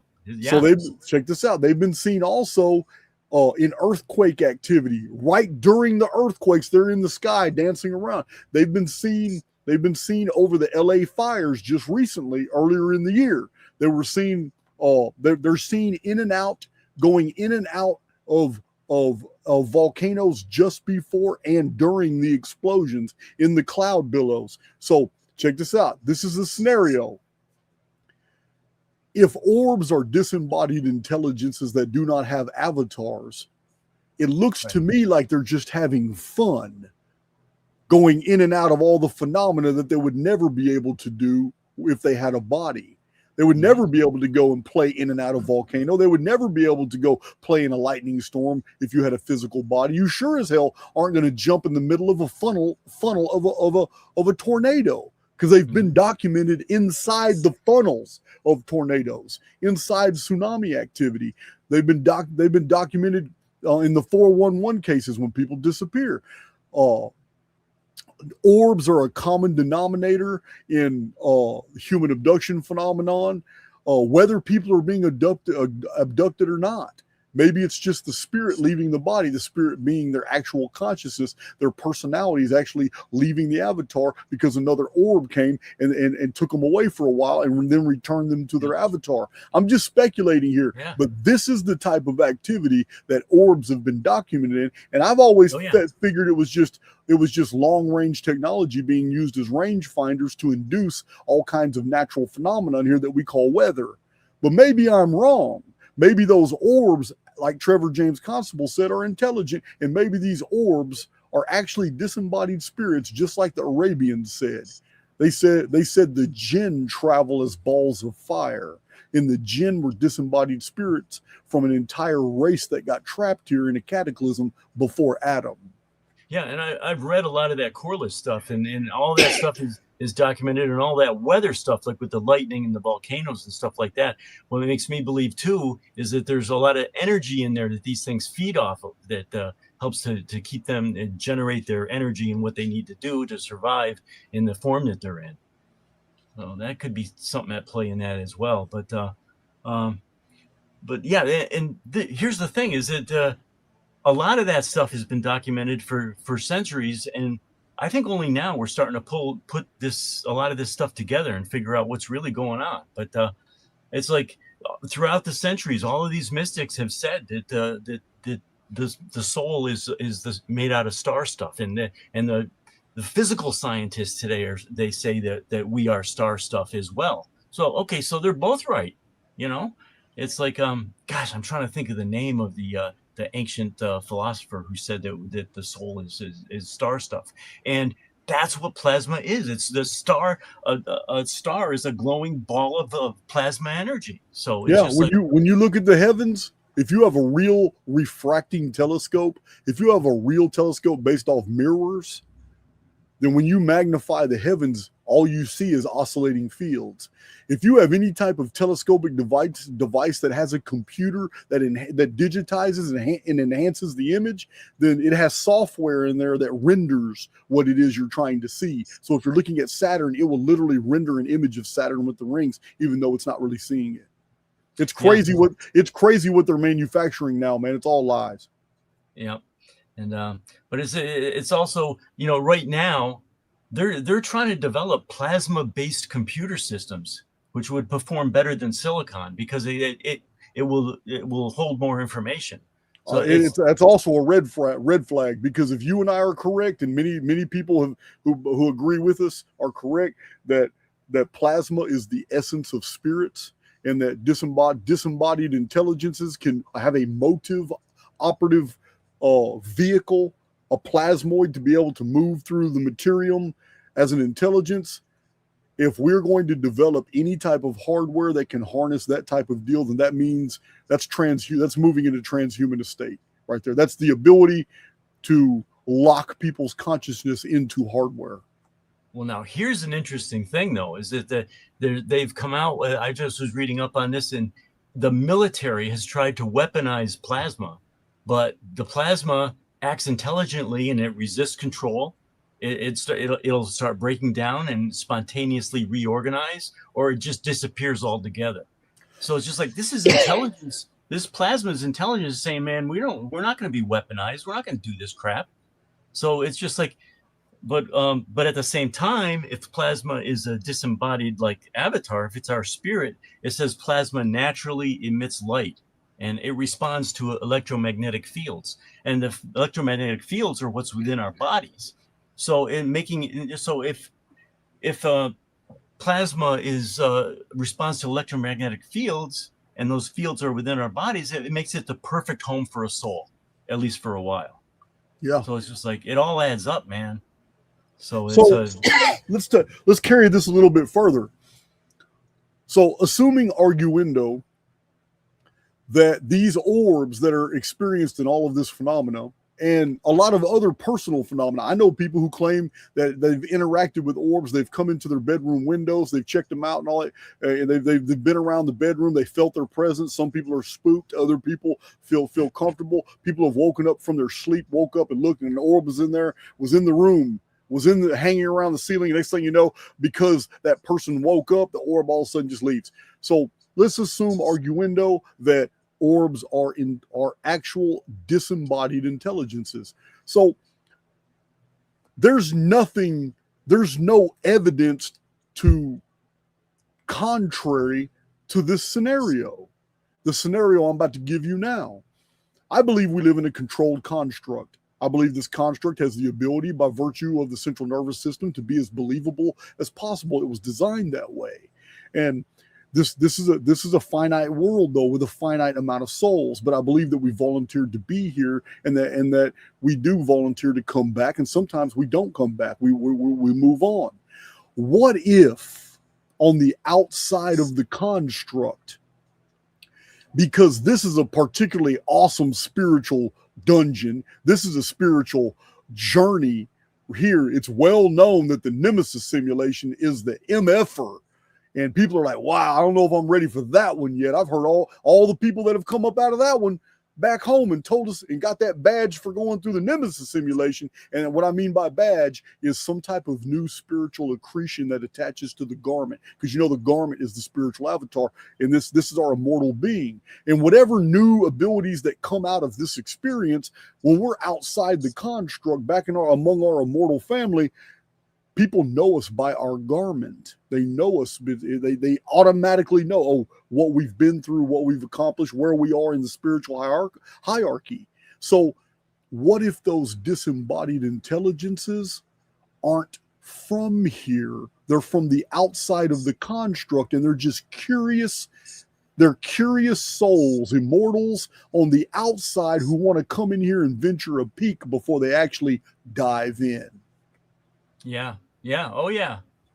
Yeah, that's, like this thing that happened with me at birth. This thing didn't know if it wanted to dive in or not, or if it was safe to do so. I mean, Paul, you could have been just a little glowing ball once you entered the construct just to check it out, and then got a little too close to a hospital and said, man, I'm going to go ahead and try this, and popped out a baby, man. You never know. Yeah, man. I'm just saying. But yeah. I mean, orbs being intelligences would answer a lot of things. It would answer a whole lot of things. Well, I ran across a YouTube video. There's only just one out there that really seems to encompass what we're talking about. Only a 15-minute little video. I got the information here for anybody that wants to check it out. It only had like 120 views when I saw it, but I think it's worth looking at.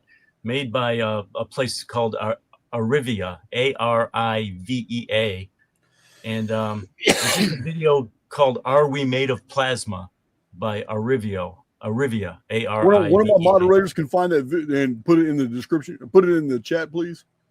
Yeah, it's it's got a lot of other really good videos that this guy seemed to have done, but it seems like it may be AI generated. Some of the hints that are going on with it, and some of the other ones, but at the same time, it's pretty damn good video, and deserves to be looked at, So, and then also, hats off to my buddy Jack Barringer, because he used to always call me up. Jack he knew all of he was in his 70s, and he would listen to all the modern music, and he'd see every movie and everything like that. One day he called me up and he says, man, you got to listen to this song. Got to listen to the words here. It's called Losing My Religion, and it's REM. He would call me up and tell me all these things. And so I want to pass something else along too. I found my anthem. I found my Gnostic anthem on YouTube too. So, it's a good song, and it's called "I Am the Fire" by Hailstorm, Hale Storm. I know who Hailstorm is. I know that song. I love that girl. Yeah, "I Am the Fire" by Hailstorm. It's like the original video, you can tell the words better, but they did a live version at Wembley in England, And I'm telling you, it's yeah, she can sing, man. And the way that she sings is, she sounds like a wild animal who's just been set free. Yeah, And that's Lizzie Hale. Yeah, that's the way someone should sound when you find out who you really are. That's what that song, "I Am the Fire," man. That's out, like, man. Paul likes rock, heavy metal. Yeah, when I'm feeling down, I'm sort of forgetting about who I really am, I'll flip on that song, give me a little reminder. So yeah. But and then thank you, Code Red Girl. I just saw that. Much appreciated. And then, but I just wanted to give like just one more Carl Jung quote here, man. It's like the Lizzie Hale. Carl Jung, man. I love that, man. I'm glad you told me about this song. That's a fantastic. Sometimes I can't get that damn song out of my head, but it's all the words, man. It's just like it's a Gnostic anthem. I'm telling you, it's Lizzie Hale's got a bunch of good music.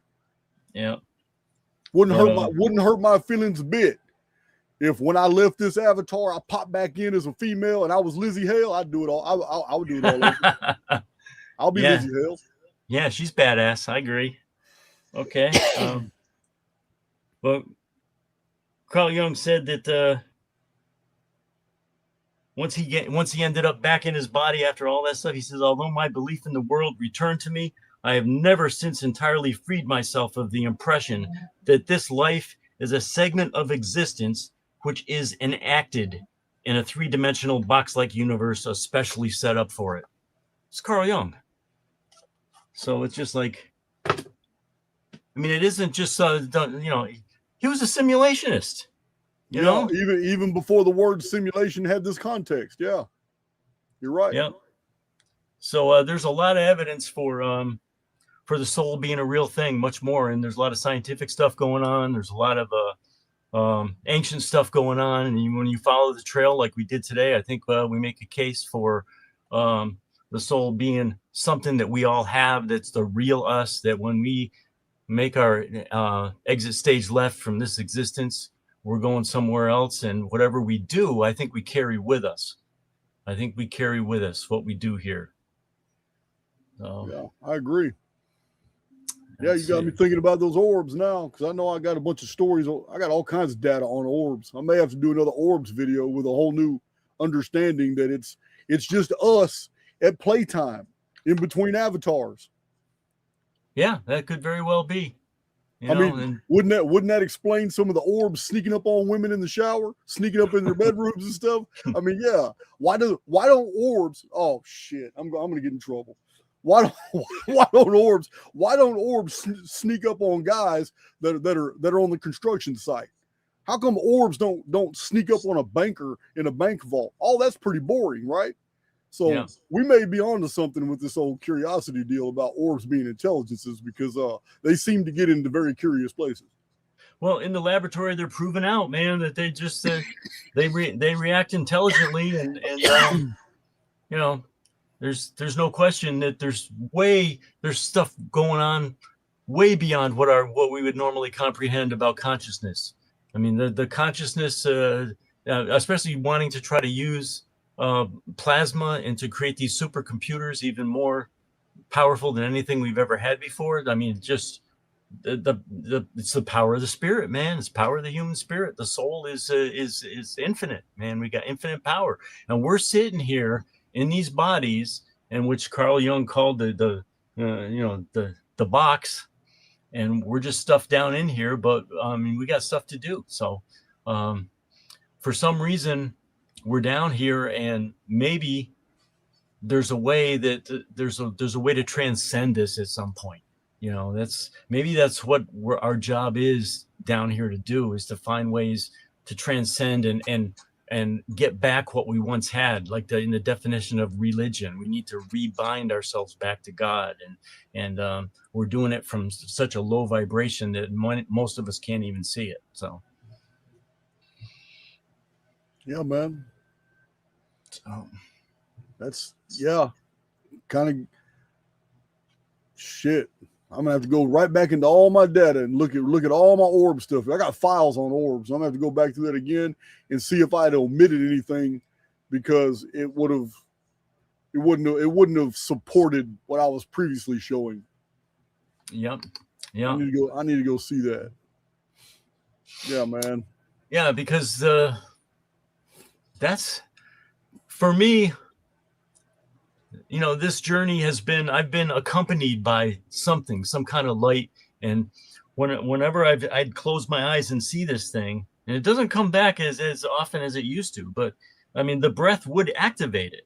And then, Yep. this maybe like an magnetic charge with the breath or something like that would make it grow with each like big breath and something like that. And it would always like rise up within, it would never stay still. It always kind of floats up within my field of vision. And I'd have to move my field of vision back down in order to keep it from going there. And if you try to examine it, like with my rational mind, when I try to examine it, it disappears. So it's just like, it doesn't want to be like, left brain examined or something like that. It's something about it is it's not from here in a certain sense. So when you try to bring it too far into this realm, it's going to go. It's not going to be available. So, and I think that's what they were showing in these laboratory experiments too. The military is not able to find ways to weaponize it, but it's willing to basically allow people to possibly use it for computing. I mean, it has its own intelligence. It must be smart enough to know what it's going to let us do with it and what it's not. So, something going on there. So, back to the spirit, because I want my community. I really want to impress upon my listeners, or in this case, our listeners, what I was saying earlier about spiritual power, because it is so simple. I want to give an example. I believe this is just extremely important for people to know that every single person listening to my voice has the exact same power. That it can even do incredible things, because the magnitude of spiritual power necessary for any situation is never dependent on the individual. It is always dependent on the situation, because it's limitless. What I mean is if you're sitting on your couch and you're sitting next to a friend, and that friend receives a phone call about somebody that's maybe it's a 25-minute drive. And it stirs in your heart what that person's going through. And you two could get in a car and go drive to that person. We quash these things all the time. It's 25 minutes away. Oh, is she okay? Is she really okay?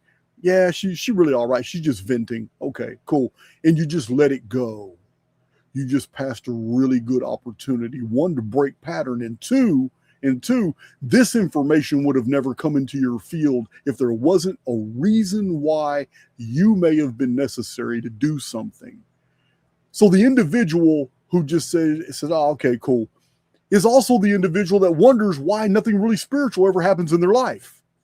Didn't move your avatar in the direction of anything for another soul. But the individual who had heard that on the couch, their friends say that, and say, oh yeah, she's going through that. We're not doing anything important. Let's just go surprise her. Let's just drive up over there and surprise her. The act of going over there is a spiritual override. It's no longer you in control. You think you are, but you just moved your avatar in that direction. This is how I've lived my life. I have never known the outcome of a situation that I involved myself in, and yet I never needed to, because spirit just takes over. Spirit takes over and controls the adversary, controls whoever you're trying to help, controls whatever the situational dynamics are. Spirit just takes over, and it meets all opposition with an equal amount of force to deal with it, or just overrides that force. But it's always an executive decision that must be made, such as getting in a car accident and helping other people. You haven't even looked at yourself to see if you're hurt, and you're already jumping out your own vehicle because you can, to go help the people you hit. That's spiritual, because what you're doing, you're just selfless, and you're going straight over there to help them. And in those situations, you may have broken 2 or 3 ribs, sprained your ankle, bent a finger back, don't even know it. And in the process of helping them, you also don't even know that spirit already mended those ribs, reset that finger, and you never felt a thing. Yeah. See, if you're on your right path, if you're already doing what you're supposed to be doing, then a situation might occur and then there's no thinking involved. Then it will just fall together because you're already on that path that you're already supposed to be on. So it's just like everything's going to happen naturally, like what you just explained, because you're already lined up with what you're supposed to be doing. And so it's almost like it unfolds by itself, kind of thing.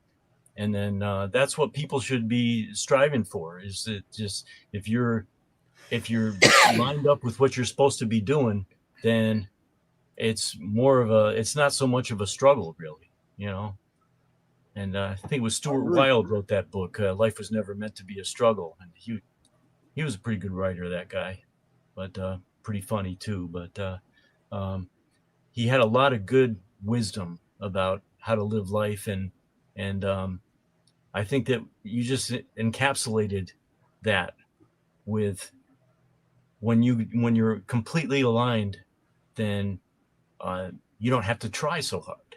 It's just going to happen. Absolutely. It's just going to happen.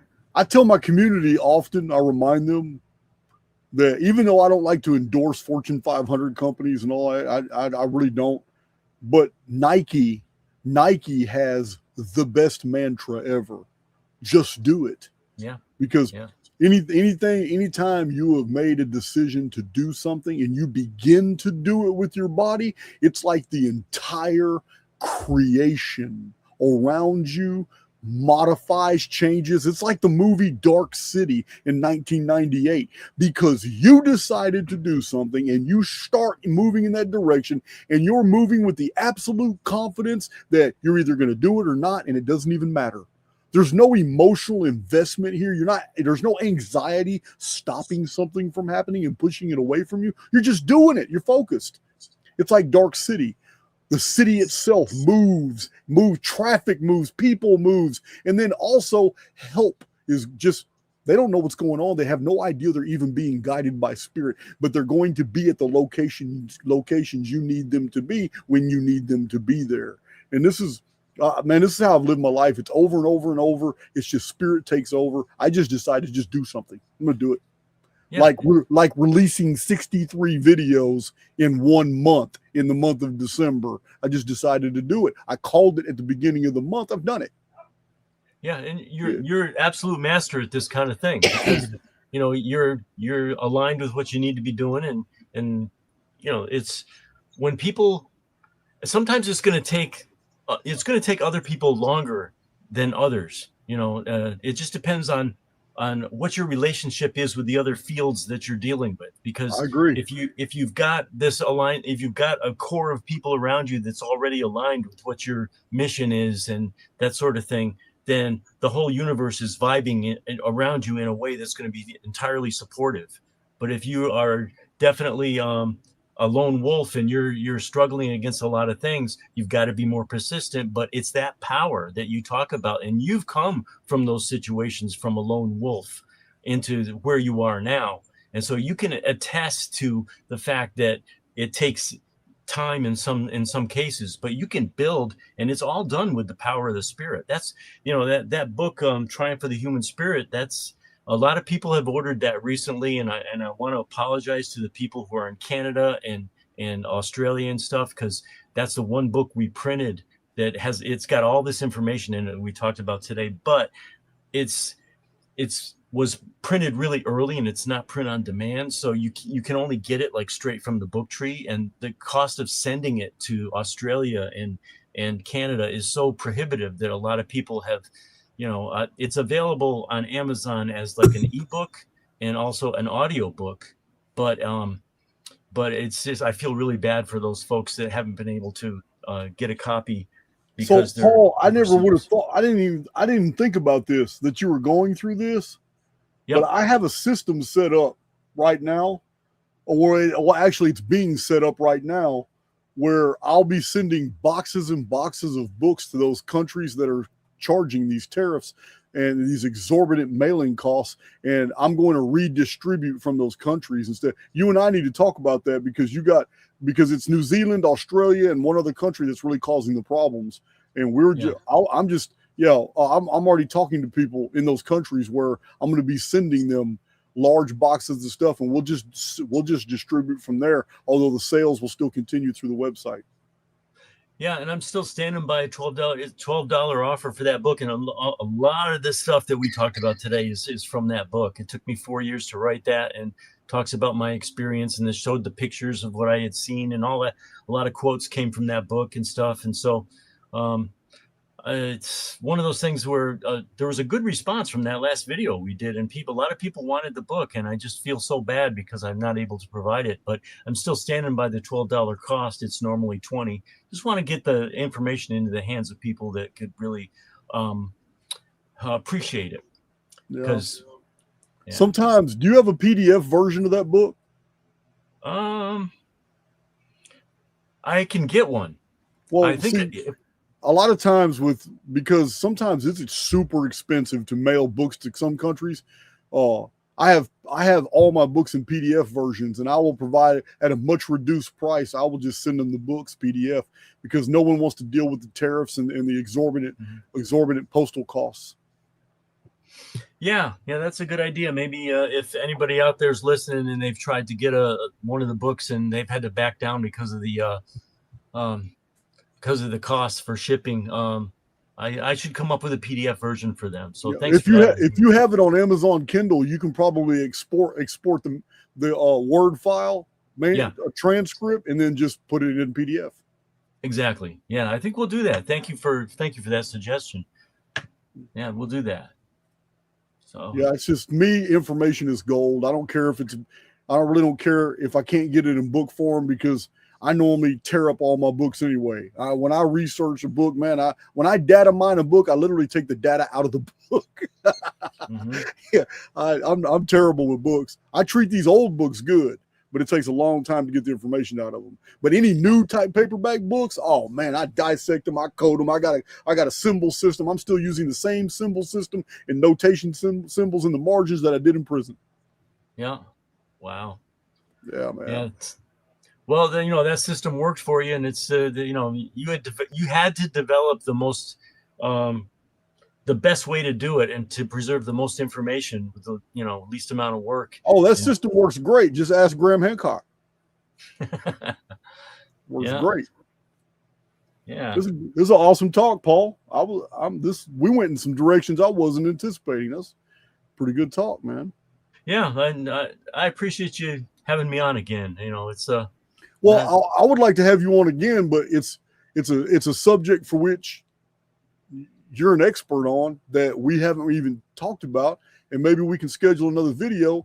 I'd like to talk about the Waldenses and the Cathars and the Hussites, and these are periods of our history. Most people have no idea how the Roman Church is just so guilty of the things that they have done against people who just wanted the truth.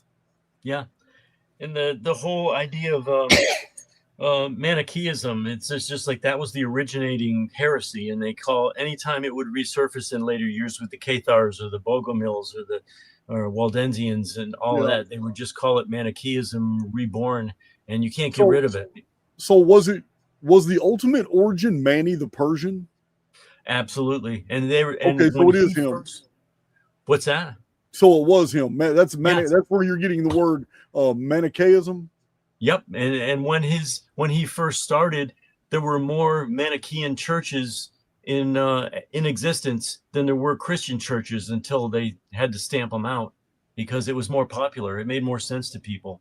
Yeah, it was closer to the Nestorian Christianity of India. Yeah.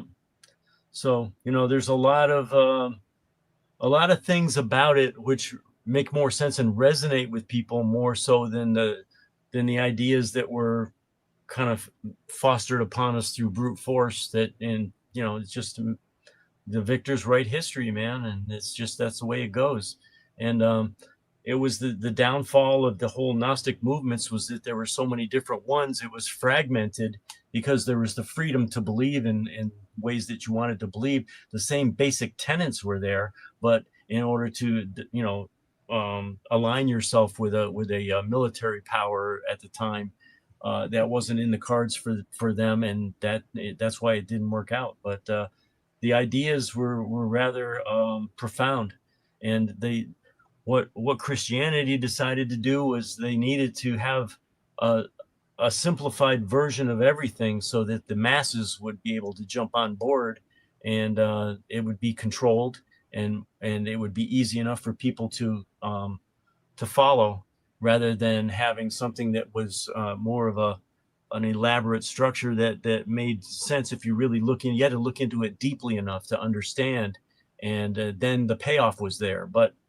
the only payoff that you had to do was basically when they pass the basket around at church. There's the payoff goes to the church now. The church,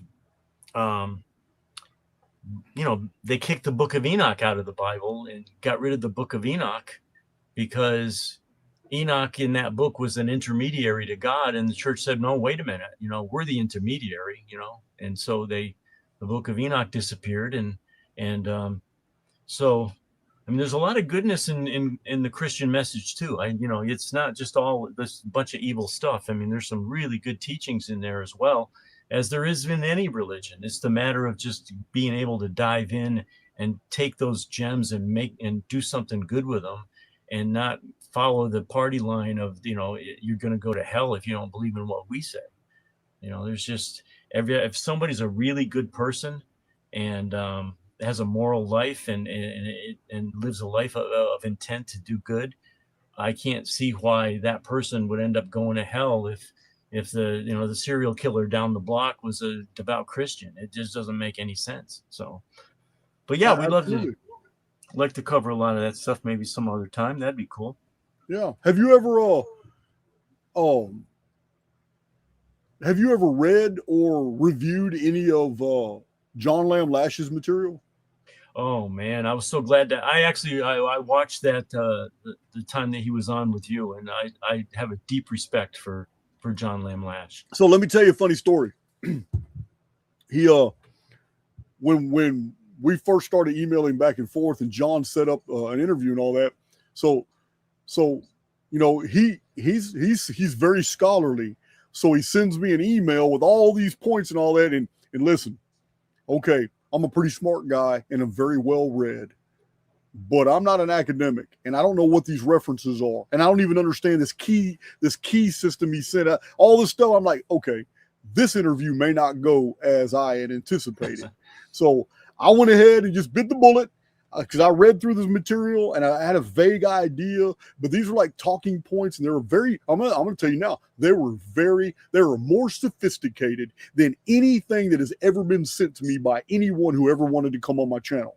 So I'm a little offended at first. I'm like, hell no, this is my channel. This isn't John Lamb Lash's channel. You know what I mean? But I bit the bullet, put all that apart. I'm going to tell you now, man, within an hour into that video, I'm like vibrating on another, like, damn, this is a kindred soul, man. This is some, I read his book, but we never even really talked about his book. He is so full of other information, and we were just, our dialogue was awesome. He'll be back, but I think I did tell him in an email to be patient, because, man, I knew December was going to be chaotic for me, especially because the reason I released so many videos was because behind the scenes, it actually frees up my time, because I've been working hard on Archaix Academy. I'm going to finish Archaix Academy. I just showed Grendel Dark all the Academy courses that are done, and those that are all put together, but I haven't edited them and got them all. So I'm going to finish Archaix Academy, because it is my magnum opus. It is going to be the ultimate source for anybody who wants information that will collapse any false paradigm that's out there in the field. Anybody pushing some BS, you'll be able to go to Archaix Academy and look up that subject matter and have all the data you need to go tell those people to eat it. Yeah, and so in all of these, like when we first opened this presentation, we talked about all of the different mystery schools and ancient philosophical schools that are gone. So there's a void there that in some ways you can step in and kind of provide the information that's been lost over the centuries that it's so desperately needed today because everybody's looking at their damn phones instead of looking within themselves for what they need to find. So there's a lot of ancient truths that it's just like we are in the dark ages. You could provide a light to people. I really believe you can do that. You've got the platform, you got the followers, you got people who understand what this is all about. So it's definitely and then I did want to say too that we a lot of people, they get in touch with me and they say, well, will you publish my book? And it's one of those things where I'm just a really small company and I've got too many other things going on and I don't respond to a lot of people. And I just want to say to all those people, I'm really sorry. It's just not something that we're able to do. But the guy from Canada, one of the errant people came in and guy from Canada, what was his name? John Yuskin. Yeah. From Canada. Oh yeah. I know who he is. Yeah. He came in and he's good guy.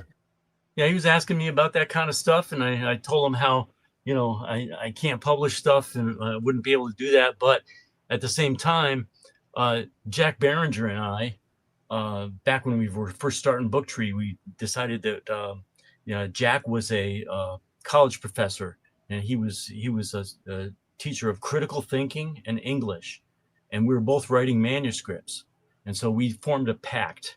And the pact that we decided to do was that we'll trade manuscripts and we'll be brutal on each other. We'll put our friendship aside and just be brutal with our assessments of each manuscript.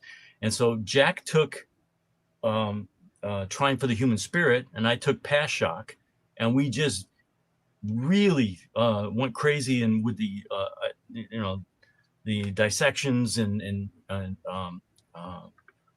just possible things that would make it better.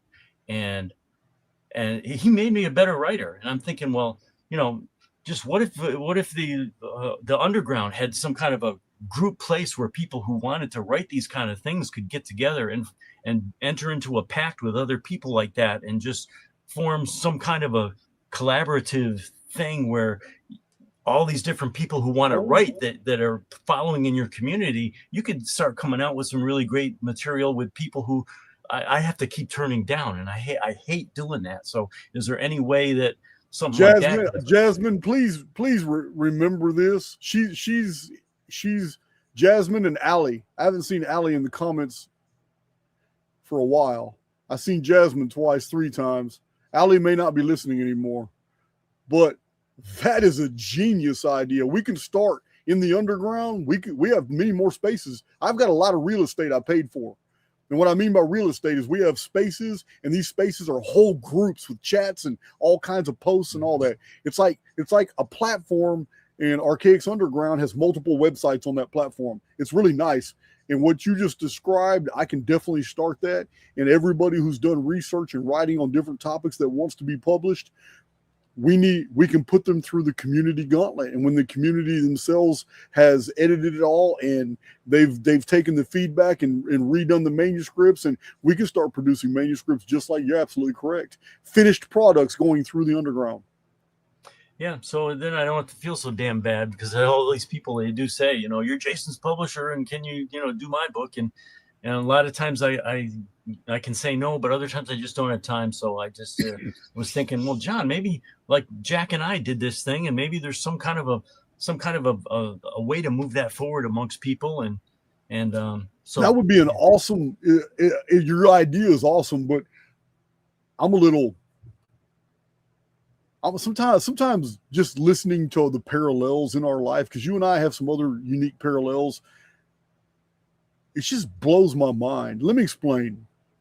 You just said that you and Jack Barringer would trade manuscripts and put your personal friendship aside and just go to dissect. Paul, I know when I first started sending you manuscripts, you were not expecting to see this type of material coming from a convict. But let me tell you something.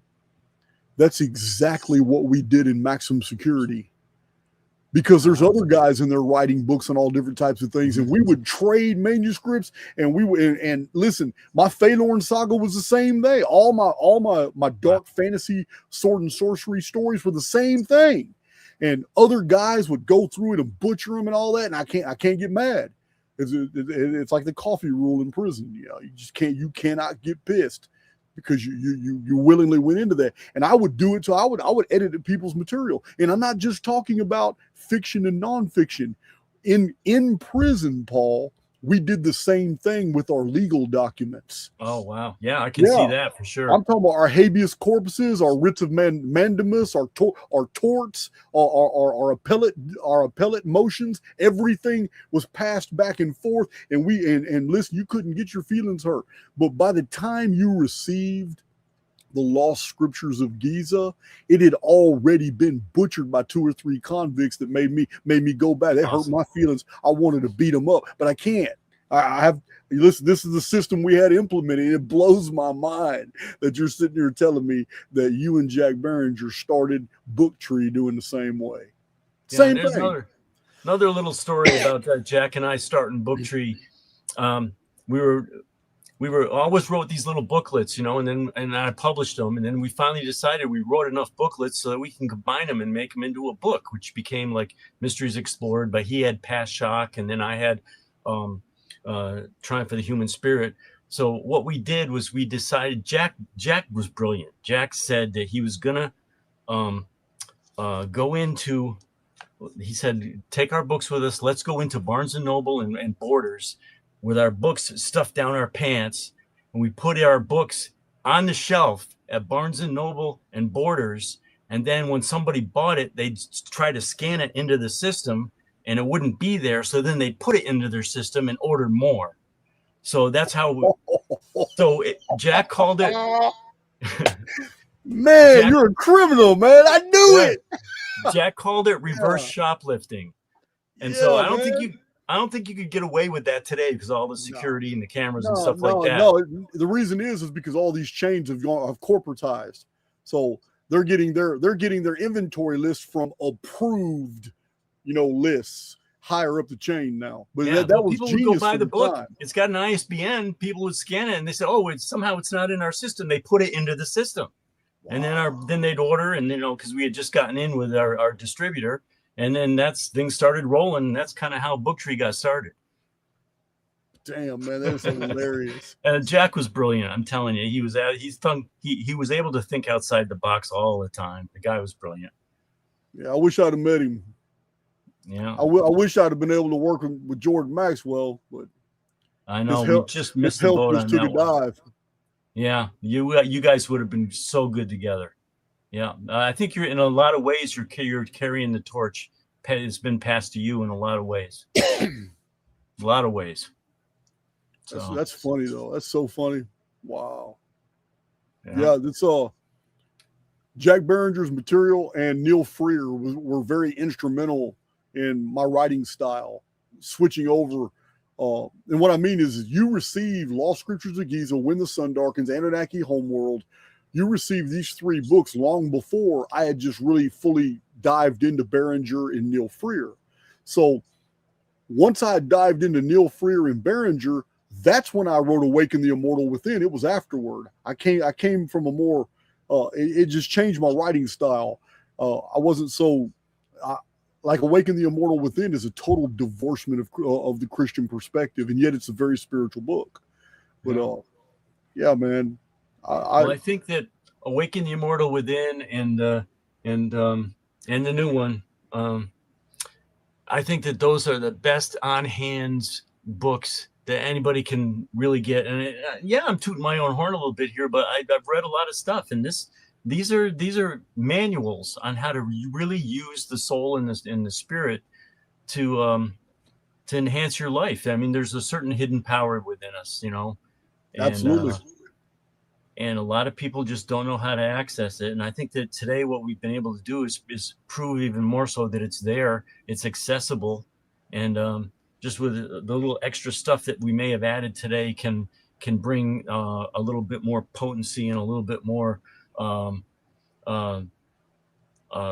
beams, kind of like a light beam of success that people can actually grab onto, so to speak, and make their lives move forward. There's a certain power there. I'm telling you, it's there. So I think we've proven that. And just your books are a really good roadmap for people on how to use that power. So, and then I've got exercises. Yeah, in the back of Trying for the Human Spirit, there's a bunch of exercises there too. So between those two books, I think that there's a lot to work with there. Awesome sauce. Well, that wraps it up for me because I think George isn't here today, and I kind of had the store closed, so I can go open the store up and see if we get anybody coming in and all that. But you got a few locals that'll help out. I know they will if you called them. Yep, Coyote. She's in my mind. She's on my mind. If something happens, then maybe this would be a good time. We'll see. All right. Yeah, I appreciate that reminder. Yeah, San Diego got some good people there. Got some good errands in San Diego area.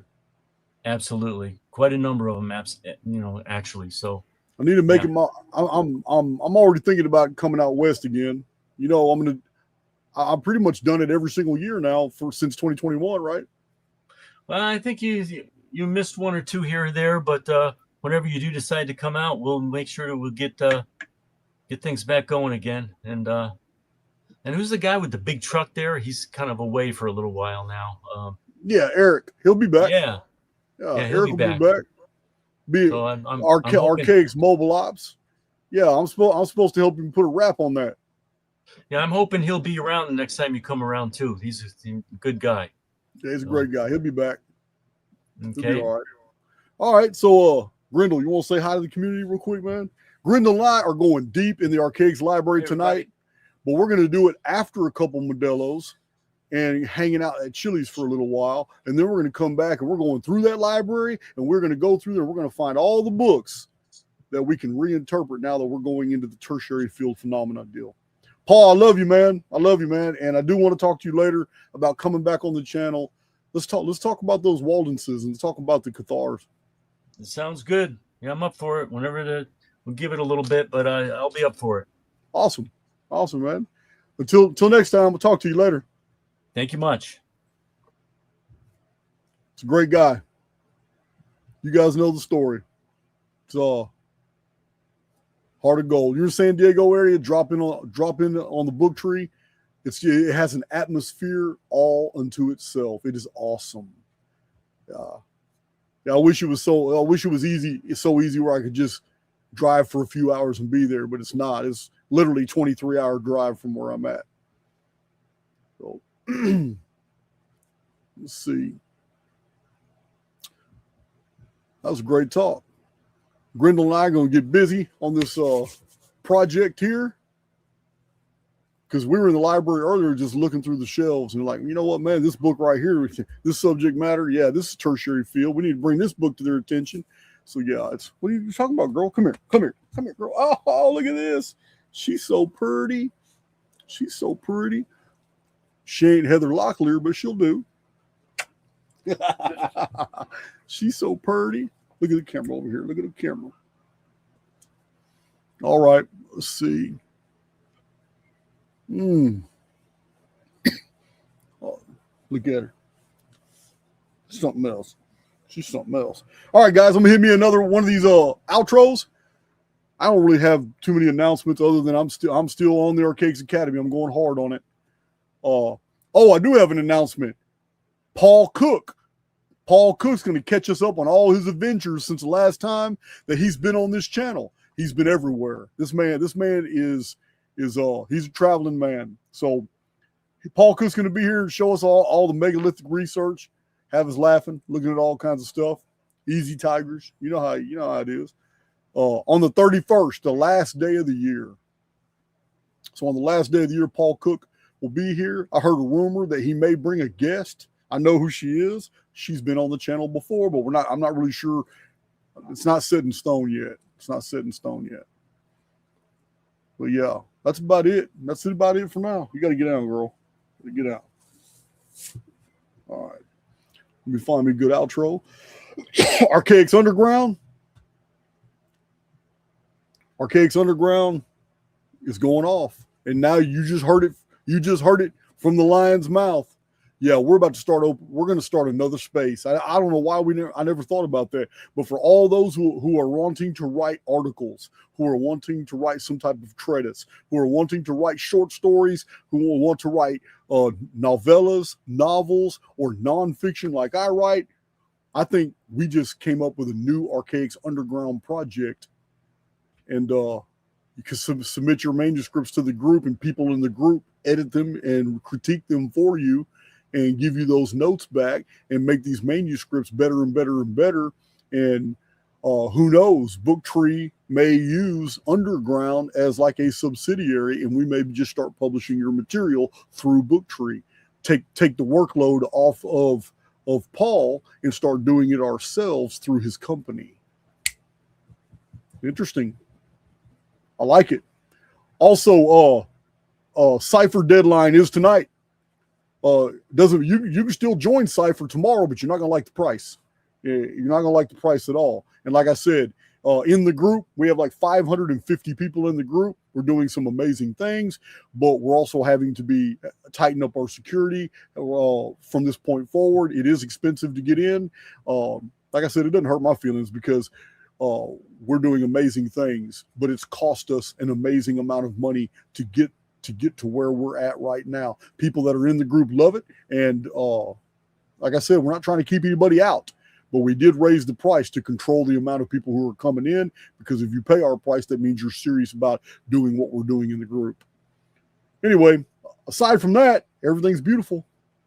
Everything is beautiful. 2026 is my year.